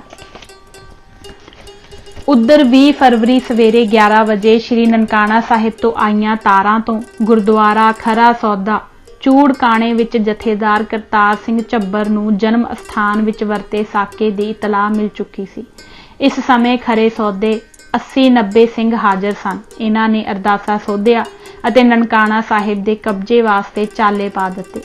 40 कुछ सिंह घोड़ियां ते दुड़ाए गए अते यह खबर दिंदे होए पिंड पिंड घुम गए अते जगह जगह तो सिंह शहीदियां पाउण वास्ते तुर पए। इस दे नाल ही जिथे किते भी इस साके दी खबर पहुंची सिख जनता ते खास कर अकाली ननकाना साहिब दे शहीदां दे दर्शनां नूं उठ नसे। 20 फरवरी रात दे 11 वजे तक 1500 सिंघां दी गिणती 4000 तो उपर हो गई, जिन्हां विच बीबियां अते बिरध भी सन। जद जत्था गुरुद्वारा ननकाना साहिब तो 2 मील दूर पहुंचिया तां झब्बर जी ने सब नूं खड़ा करके एक लकीर खिंच दित्ती अते कहा, ओहो ही सिंह अगे आउण जिन्हां ने गुरुद्वारे दे कब्जे वास्ते शहीदी प्राप्त करनी है। इस तरह 2200 सिंह सिर ते कफन बन के लकीर पार करके खड़ा हो गया। जथेदार झब्बर जी ने 200 सिंघां दे 11 जथे बना के उन्हां दे जथेदार थाप दिते अते गुरुद्वारा जन्म अस्थान नूं मार्च आरंभ किया। सब तो अगे घोड़े ते सवार सरदार करतार सिंह झब्बर सन। इस जथे दा हर सिंह 26 गंडासे सफा जंग किरपान जा डांग नाल हथियारबंद सी अते इन्हां नूं ऐसी कोई सौं नहीं सी चुकाई गई कि वार नहीं करना। यह तां आए ही मरन मारन दा प्रोग्राम बना के सन, कद तक शांतमई मारा खांदे। सरदार बहादुर महताब सिंह जो उस समय पंजाब सरकार दे सरकारी वकील सन, घोड़े ते सवार अगों आ मिले अते जथे नूं अगों जाण तों यह कह के रोकिया कि अगे फौज है अते मशीन गन्नां बीड़ियां होईयां हन। झब्बर जी ने उत्तर दिता, हुण पिछे मुड़न दा समा नहीं, असीं गुरुद्वारे दा कब्जा लैना है जां सन्मुख शहीद हो जाना है। सरदार महताब सिंह वापस मुड़ गया। झब्बर जी ने जथे नूं फिर संबोधन किया, खालसा जी हुण असीं गोली दी मार दे नेड़े पुज गए हां। खालसे दा काम है अगाहां को धराक पिछां फेरना मुहड़ड़ा। जिस वेले गोली चले तुसा सब ने पूरे जोर नाल दौड़ के गौरा फौज ते हल्ला बोलना है। जो गोली खा के डिग पैणगे उन्हां नूं पए रहण दिओ। अगे वधदे जाओ अते हत्थों हत्थी गोरियां ते पै के उन्हां पासों मशीन गन्नां खोह लवो। असीं अरदासा सोध के तुरे हां कि गुरुद्वारे उत्ते कब्जा करांगे जां शहीद होवांगे। जथे विचों किसे सिंह ने जयकारा बुलाया जो इतने जोर दा सी कि एक बार धरती भी कंबदी प्रतीत होण लग पई। जद जत्था रेलवे लाइन दे नेड़े पुज्जा तां अग्गों अंग्रेज अफसर मिले, जिन्हां विच कमिश्नर, पुलिस जरनैल, फौजी जरनैल, डीसी अते साहब बहादुर महताब सिंह, सरदार हरबंस सिंह अटारी, भाई जोध सिंह ते सरदार लाल सिंह लाहौर वाले सन। डिप्टी कमिश्नर मिस्टर करी ने अगे वध के झब्बर जी दे जथे नूं रोकण वास्ते कहा ते नाल ही धमकी दिती कि अगे गोरा फौज है, अगर आप आगे बढ़ोगे तो गोली चल जाएगी। झब्बर जी ने कहा, आप गोली चलाओ और मेरे जवानों के हाथ देखो। डीसी करी ने कहा, आप कुछ इंतजार करो, गुरुद्वारे की चाबियां कल सवेरे मिलेंगी। झब्बर साहिब ने कहा, चाबियां हुणे ही लैणियां हन अते गुरुद्वारे तो गोरा फौज भी हुणे ही हटेगी। जथे दे सिंघां ने हथियार सूत लए अते अंग्रेज अफसरां नूं कहा, पिछे हट जाओ, नहीं तां नुकसान दे असीं जिम्मेवार नहीं। फिर डीसी करी ने 2 मिनट विच ही चाबियां जथेदार झब्बर जी दे हथ वड़ाईयां और फौज नूं पिछे हटाया गया अते उसे वेले ही 7 सिंघां दी कमेटी बना के गुरुद्वारे दा कब्जा सिंघां नूं दित्ता गया, जिस दे प्रधान सरदार हरबंस सिंह सन। कमेटी दे मैंबर अते कुछ मुखी सिंह गुरुद्वारे दा ताला खोल के अंदर गए अते जो दृश्य देखिया उस नूं ज्यादा देर बर्दाश्त ना कर सके। इतनी देर नूं सरदार उत्तम सिंह अते प्रेमियां ने जथे दे लंगर पानी की सेवा की। कमेटी दे मैंबरां ने यह तय किया कि सवेरे 22 तरीक नूं शहीदां दे दर्शन कराए जाणगे। जथे ने सराय विच आराम किया। सिंघां ने रात खुद गुरुद्वारे की रखवाली की। रात भर होर सिंघां दे जथे पहुंचते रहे अते सवेर तक हजारां सिंह ननकाने साहिब की धरती ते आ चुके सन। 22 फरवरी सवेरे 11 ਵਜੇ ਸਿੰਘਾਂ ਨੂੰ ਅੰਦਰ ਜਾਣ ਦਾ ਹੁਕਮ ਹੋਇਆ। ਅੰਦਰ ਦਾ ਨਜ਼ਾਰਾ ਦੇਖ ਕੇ ਸਿੰਘਾਂ ਦੀਆਂ ਚੀਖਾਂ ਨਿਕਲ ਗਈਆਂ ਅਤੇ ਜੋ ਹਾਲਾਤ ਸ੍ਰੀ ਗੁਰੂ ਗ੍ਰੰਥ ਸਾਹਿਬ ਦੀ ਸੀ ਉਹ ਵੀ ਬਿਆਨ ਤੋਂ ਬਾਹਰ ਹੈ। ਸਾਰਾ ਫਰਸ਼ ਲਾਲ ਹੋਇਆ ਪਿਆ ਸੀ। ਸਿੰਘਾਂ ਦੇ ਅੱਧ ਸੜੇ ਸਰੀਰ ਇੱਧਰ ਉੱਧਰ ਪਏ ਸਨ। ਤੇਲ ਦੇ ਪੀਪੇ ਸੜੇ ਪਏ ਸਨ। ਜਿੱਥੋਂ ਕਿਤੋਂ ਵੀ ਸੜੇ ਸਰੀਰ ਮਿਲਦੇ ਉਹ ਗੁਰਦੁਆਰੇ ਦੇ ਅੰਦਰ ਲਿਆਂਦੇ ਗਏ। ਰੇਲਵੇ ਲਾਈਨ ਕੋਲ ਘੁਮਿਆਰਾਂ ਦੀਆਂ ਭੱਠੀਆਂ ਵਿੱਚੋਂ ਸਰਦਾਰ ਦਲੀਪ ਸਿੰਘ ਤੇ ਵਰਿਆਮ ਸਿੰਘ ਦਾ ਸਰੀਰ ਕੱਢਿਆ ਗਿਆ। ਇਸ ਵੇਲੇ ਸਰਦਾਰ ਸੁੰਦਰ ਸਿੰਘ ਮਜੀਠੀਏ ਦੀ ਰਾਵਲਪਿੰਡੀ ਤੋਂ ਤਾਰ ਆਈ ਕਿ ਗਵਰਨਰ ਮੈਕਲੈਗਨ ਸਾਕੇ ਦਾ ਦ੍ਰਿਸ਼ ਵੇਖਣ ਲਈ 23 ਫਰਵਰੀ ਨੂੰ ਪੁੱਜ ਰਿਹਾ ਹੈ। ਅਗਲੇ ਦਿਨ ਅਥਵਾ 23 ਫਰਵਰੀ ਦੀ ਸਵੇਰ ਨੂੰ ਗਵਰਨਰ ਪੰਜਾਬ ਸਮੇਤ ਕਈ ਹੋਰ ਅੰਗਰੇਜ਼ ਅਫਸਰ ਅਤੇ ਕੌਂਸਲਰ ਸਰਦਾਰ ਸੁੰਦਰ ਸਿੰਘ ਮਜੀਠੀਆ, ਲਾਲਾ ਹਰਕ੍ਰਿਸ਼ਨ ਲਾਲ ਅਤੇ ਸਰ ਫੈਜ਼ਲ ਹੁਸੈਨ ਸਮੇਤ ਨਨਕਾਣਾ ਸਾਹਿਬ ਪੁੱਜੇ। ਗਵਰਨਰ ਵੀ ਇਹ ਦ੍ਰਿਸ਼ ਦੇਖ ਕੇ ਦੁਖੀ ਹੋਇਆ। ਫਿਰ ਸ਼ਹੀਦਾਂ ਦਾ ਅੰਗੀਠਾ ਗੁਰਦੁਆਰੇ ਦੇ ਅਹਾਤੇ ਅੰਦਰ ਪ੍ਰਕਾਸ਼ ਅਸਥਾਨ ਦੇ ਸਾਹਮਣੇ ਜਿਸ ਜਗ੍ਹਾ ਸ਼ਹੀਦਗੰਜ ਬਣਿਆ ਹੈ ਤਿਆਰ ਕੀਤਾ ਗਿਆ। ਭਾਈ ਸਾਹਿਬ ਜੋਧ ਸਿੰਘ ਜੀ ਨੇ ਸ਼ਹੀਦਾਂ ਦੇ ਨਿਮਿਤ ਅਤ ਵੈਰਾਗਮਈ ਭਾਵਪੂਰਤ ਅਰਦਾਸਾਂ ਸੋਧਿਆ ਅਤੇ ਸ਼ਾਮ 7 ਵਜੇ ਸ਼ਹੀਦਾਂ ਦਾ ਸੰਸਕਾਰ ਕੀਤਾ ਗਿਆ। ਅੱਜ ਸ਼ਹੀਦਗੰਜ ਵਾਲੇ ਸਥਾਨ ਤੇ ਸ਼ਹੀਦਾਂ ਦੀ ਯਾਦਗਾਰ ਹੈ, ਜਿਸ ਦੇ ਹੇਠ ਭੋਰੇ ਵਿੱਚ ਇੱਕ ਸ਼ੀਸ਼ੇ ਦੇ ਢੱਕਣੇ ਹੇਠ ਸ਼ਹੀਦਾਂ ਦੀ ਵਿਭੂਤੀ ਅਤੇ ਅਸਥੀਆਂ ਸੁਰੱਖਿਅਤ ਕੀਤੀਆਂ ਹੋਈਆਂ ਹਨ। ਸਾਕੇ ਦੇ ਮੁਕੰਮਲ ਹਾਲਾਤ ਪੰਜਾਬੀ, ਅੰਗਰੇਜ਼ੀ, ਫਾਰਸੀ, ਉਰਦੂ, ਹਿੰਦੂ ਆਦਿ 7 ਜ਼ੁਬਾਨਾਂ ਵਿੱਚ ਅੰਕਿਤ ਇਸ ਭੋਰੇ ਹੇਠ ਰੱਖੇ ਹਨ। ਇਨ੍ਹਾਂ ਸ਼ਹੀਦਾਂ ਦੀ ਯਾਦ ਵਿੱਚ ਹੀ ਅੰਮ੍ਰਿਤਸਰ ਵਿੱਚ ਸ਼ਹੀਦ ਸਿੱਖ ਮਿਸ਼ਨਰੀ ਕਾਲਜ ਖੋਲ੍ਹਿਆ ਗਿਆ ਹੈ ਅਤੇ ਹਰ ਰੋਜ਼ ਹਰ ਗੁਰਸਿੱਖ ਅਰਦਾਸ ਵਿੱਚ ਇਨ੍ਹਾਂ ਸ਼ਹੀਦਾਂ ਦੀ ਯਾਦ ਤਾਜ਼ਾ ਕਰਦਾ ਹੈ। ਇਹ ਸ਼ਹਾਦਤ ਆਪਣੇ ਆਪ ਵਿੱਚ ਇਸ ਗੱਲ ਦੀ ਗਵਾਹ ਹੈ ਕਿ ਜੇਕਰ ਇਹ ਸਿੰਘ ਇਸ ਦਿਨ ਨਨਕਾਣਾ ਸਾਹਿਬ ਨਾ ਆਉਂਦੇ ਤਾਂ ਮਹੰਤ ਇਸ ਦੁਰਘਟਨਾ ਲਈ ਕੀਤੀ ਤਿਆਰੀ ਨੂੰ 6 ਮਾਰਚ ਨੂੰ ਹੋਣ ਵਾਲੇ ਇਕੱਠ ਤੇ ਉਸੇ ਤਰ੍ਹਾਂ ਵਰਤਦਾ ਜਿਸ ਤਰ੍ਹਾਂ ਉਸਨੇ 20 ਫਰਵਰੀ ਨੂੰ ਵਰਤਿਆ ਹੈ ਅਤੇ ਐਸੀ ਹਾਲਤ ਵਿੱਚ ਜੋ ਕੌਮੀ ਨੁਕਸਾਨ ਹੁੰਦਾ ਉਸ ਨੂੰ ਸ਼ਾਇਦ ਕਈ ਪੁਸ਼ਤਾਂ ਵਿੱਚ ਵੀ ਕੌਮ ਪੂਰਾ ਨਾ ਕਰ ਸਕਦੀ। ਇਸ ਸ਼ਹਾਦਤ ਦਾ ਹੋਰ ਇਹ ਫਾਇਦਾ ਹੋਇਆ ਕਿ ਉਹ ਸਾਰੇ ਦੇਸ਼ ਅਤੇ ਖਾਸ ਕਰ ਸਿੱਖ ਕੌਮ ਅੰਦਰ ਜਾਨਬਾਜ਼ੀ ਦੀ ਉਸ ਸਪਿਰਿਟ ਨੂੰ ਜੋ ਗੁਰੂ ਗੋਬਿੰਦ ਸਿੰਘ ਜੀ ਨੇ ਖਾਲਸੇ ਵਿੱਚ ਭਰੀ ਸੀ ਅਤੇ ਇਸ ਨੂੰ ਇਹ ਲੋਕ ਭੁੱਲਦੇ ਜਾ ਰਹੇ ਸਨ, ਮੁੜ ਨਵੇਂ ਸਿਰਿਓਂ ਤਾਜ਼ਾ ਕਰ ਦਿੱਤਾ, ਜਿਸ ਦਾ ਸਿੱਟਾ ਸਮੁੱਚੀ ਅਕਾਲੀ ਲਹਿਰ ਅਤੇ ਗੁਰੂ ਕੇ ਬਾਗ, ਗੁਰਦੁਆਰਾ ਗੰਗਸਰ ਜੈਤੋ ਦੀਆਂ ਬੇਮਿਸਾਲ ਕੁਰਬਾਨੀਆਂ ਸਨ। ਅਕਾਲੀ ਇਸ ਭਿਆਨਕ ਮਹਾਸਾਕੇ ਦੇ ਕਾਰਨ ਭੈ-ਭੀਤ ਨਹੀਂ ਹੋਏ, ਸਗੋਂ ਇਸ ਦੇ ਉਲਟ ਉਹ ਉਹਨਾਂ ਪੂਰਨਿਆਂ ਉੱਤੇ ਚੱਲਣ ਲਈ ਹੋਰ ਦ੍ਰਿੜ ਹੋ ਗਏ ਜਿਨ੍ਹਾਂ ਉੱਤੇ ਨਨਕਾਣੇ ਸਾਹਿਬ ਦੇ ਸ਼ਹੀਦ ਚੱਲੇ ਸਨ। ਉਰਦੂ ਅਖਬਾਰ ਜ਼ਿਮੀਦਾਰ ਨੇ ਇਸ ਕਤਲਾਮ ਵਿੱਚ ਹਿੱਸਾ ਲੈਣ ਵਾਲੇ ਮੁਸਲਮਾਨਾਂ ਨੂੰ ਬੇਹਯਾ ਅਤੇ ਬੇਸ਼ਰਮ ਲਿਖਿਆ ਅਤੇ ਕਿਹਾ, ਉਹ ਬੇਸ਼ਰਮ ਮੁਸਲਮਾਨੋ, ਤੁਸੀਂ ਬੰਦੂਕਾਂ ਤੇ ਤਲਵਾਰਾਂ ਉਹਨਾਂ ਦੇ ਖਿਲਾਫ ਵਰਤਦੇ ਹੋ ਜਿਹੜੇ ਨਨਕਾਣਾ ਸਾਹਿਬ ਆਪਣਾ ਧਾਰਮਿਕ ਫਰਜ਼ ਪੂਰਾ ਕਰਨ ਲਈ ਗਏ ਸਨ। ਇਹ ਮਹਾਨ ਸ਼ਹੀਦੀ ਸਾਕੇ ਦੀ ਹੋਰ ਦੇਣ ਤੋਂ ਛੁੱਟ ਸਭ ਤੋਂ ਵੱਡੀ ਦੇਣ ਇਹ ਸੀ ਕਿ ਇਸਨੇ ਸਿੱਖਾਂ ਦੇ ਦਿਮਾਗ ਵਿੱਚੋਂ ਰਾਜ ਦੀ ਤਾਬੇਦਾਰੀ ਤੇ ਵਫਾਦਾਰੀ ਦਾ ਗੰਦ ਧੋ ਦਿੱਤਾ। ਨਨਕਾਣਾ ਸਾਹਿਬ ਦੇ ਸਾਕੇ ਦਾ ਇੱਕ ਪ੍ਰਤੀਕਰਮ ਇਹ ਵੀ ਹੋਇਆ ਕਿ ਅਕਾਲੀਆਂ ਨੂੰ ਮਹੰਤ ਅੰਗਰੇਜ਼ ਸਰਕਾਰ ਦੀ ਸਾਜ਼ਿਸ਼ ਵਿੱਚ ਸ਼ਰੀਕ ਨਜ਼ਰ ਆਉਣ ਲੱਗ ਪਏ ਸਨ। ਇਸ ਲਈ ਉਹਨਾਂ ਨੇ ਕੁਝ ਥਾਈਂ ਗੁਰਦੁਆਰਿਆਂ ਉੱਤੇ ਕਬਜ਼ੇ ਕਰਨੇ ਹੋਰ ਤੇਜ਼ ਕਰ ਦਿੱਤੇ ਸਨ। ਇਸ ਸਾਕੇ ਤੋਂ ਬਾਅਦ ਪੰਜਾਬੀ ਕਵੀਆਂ ਤੇ ਲਿਖਾਰੀਆਂ ਵਿੱਚ ਨਵਾਂ ਜੋਸ਼ ਤੇ ਉਭਾਰ ਪੈਦਾ ਹੋ ਗਿਆ ਅਤੇ ਅੰਗਰੇਜ਼ ਸਾਮਰਾਜ ਦੀ ਪਰਵਾਹ ਨਾ ਕਰਦੇ ਹੋਏ ਕੈਦਾਂ ਤੇ ਜੁਰਮਾਨਿਆਂ ਦੇ ਬਾਵਜੂਦ ਬੜੀਆਂ ਜੋਸ਼ੀਲੀਆਂ ਕਵਿਤਾਵਾਂ ਲਿਖੀਆਂ ਤੇ ਪੜ੍ਹੀਆਂ ਗਈਆਂ। ਇਸ ਸਾਕੇ ਦਾ ਸਭ ਤੋਂ ਵੱਡਾ ਲਾਭ ਇਹ ਹੋਇਆ ਕਿ ਉਹ ਕੁਰਬਾਨੀਆਂ ਜੋ ਸਾਡੇ ਸਿੱਖ ਬਜ਼ੁਰਗਾਂ ਨੇ ਦਿੱਤੀਆਂ ਸਨ, ਜਿਸ ਨੂੰ ਲੋਕੀ ਕੇਵਲ ਮਨ ਘੜਤ ਕਹਾਣੀਆਂ ਹੀ ਸਮਝ ਕੇ ਭੁੱਲਦੇ ਜਾ ਰਹੇ ਸਨ, ਉਹਨਾਂ ਨੂੰ ਇਸ ਸਾਕੇ ਨੇ ਤਾਜ਼ਾ ਕਰ ਦਿੱਤਾ। ਲੋਕੀ ਇਹ ਕਹਿੰਦੇ ਸਨ ਕਿ ਇਹ ਕਿਵੇਂ ਹੋ ਸਕਦਾ ਹੈ ਕਿ ਬੰਦ ਕਟਾਇਆ ਗਿਆ ਹੋਵੇ, ਆਰੇ ਨਾਲ ਸਰੀਰ ਚਰਾਇਆ ਗਿਆ ਹੋਵੇ, ਖੋਪਰੀ ਲਾਹੀ ਗਈ ਹੋਵੇ, ਚਰਖੜੀਆਂ ਤੇ ਚਾੜ ਕੇ ਤੁੰਬਾ ਕੀਤਾ ਗਿਆ ਹੋਵੇ, ਪਰ ਸ਼ਹੀਦ ਭਾਈ ਲਛਮਣ ਸਿੰਘ, ਦਲੀਪ ਸਿੰਘ ਅਤੇ ਉਹਨਾਂ ਦੇ ਸਾਥੀਆਂ ਨੇ ਇਹਨਾਂ ਦੇ ਦਿਲਾਂ ਵਿੱਚ ਇਤਬਾਰ ਕਰਵਾਇਆ ਕਿ ਐਸੀਆਂ ਹਸਤੀਆਂ ਸਿੱਖ ਕੌਮ ਵਿੱਚ ਹੋਈਆਂ ਹਨ ਅਤੇ ਸਤਿਗੁਰ ਦੀ ਕਿਰਪਾ ਨਾਲ ਅੱਗੋਂ ਵੀ ਹੋਣਗੀਆਂ।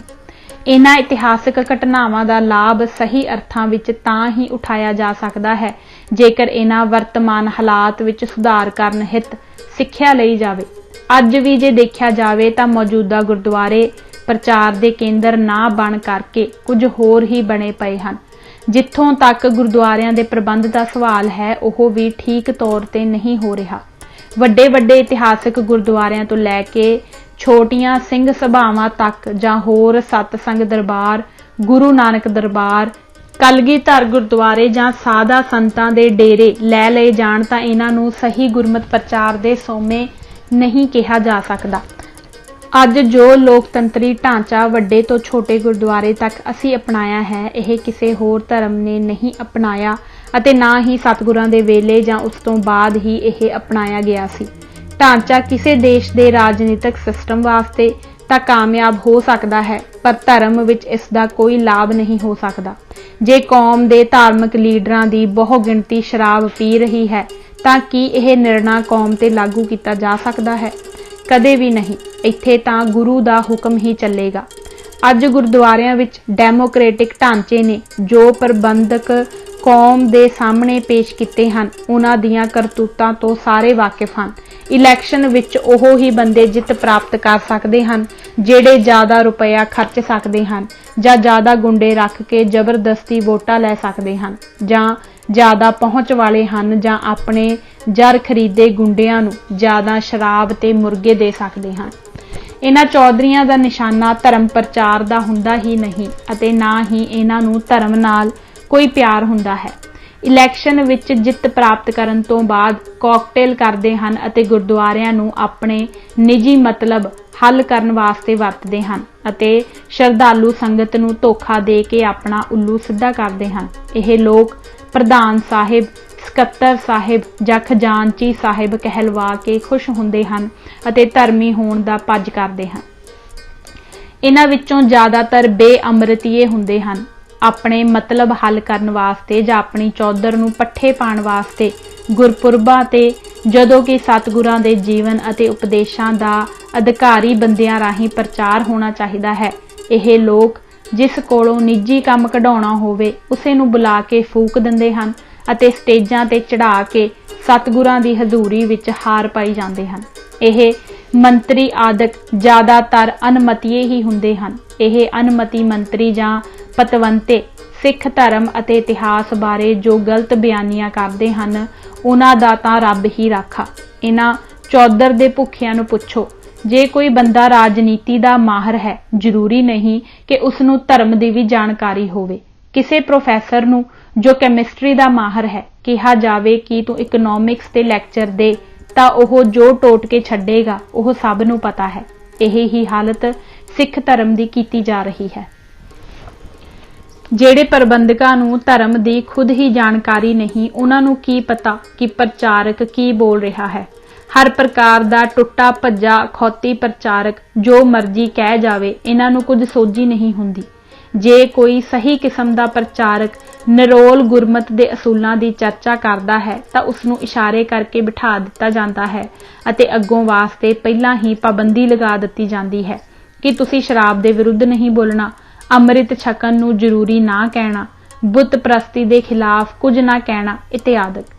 ਕਿਉਂਕਿ ਇਹਨਾਂ ਵਿੱਚ ਪ੍ਰਬੰਧਕਾਂ ਨੂੰ ਰਗੜਾ ਲੱਗ ਜਾਏਗਾ, ਬਲਕਿ ਐਸੀਆਂ ਗੱਲਾਂ ਕਰੋ ਜਿਸ ਨਾਲ ਪ੍ਰਧਾਨ ਸਾਹਿਬ, ਸਕੱਤਰ ਸਾਹਿਬ ਤੇ ਖਜ਼ਾਨਚੀ ਸਾਹਿਬ ਦੀ ਚੌਧਰ ਨੂੰ ਪੱਠੇ ਪੈ ਸਕਣ।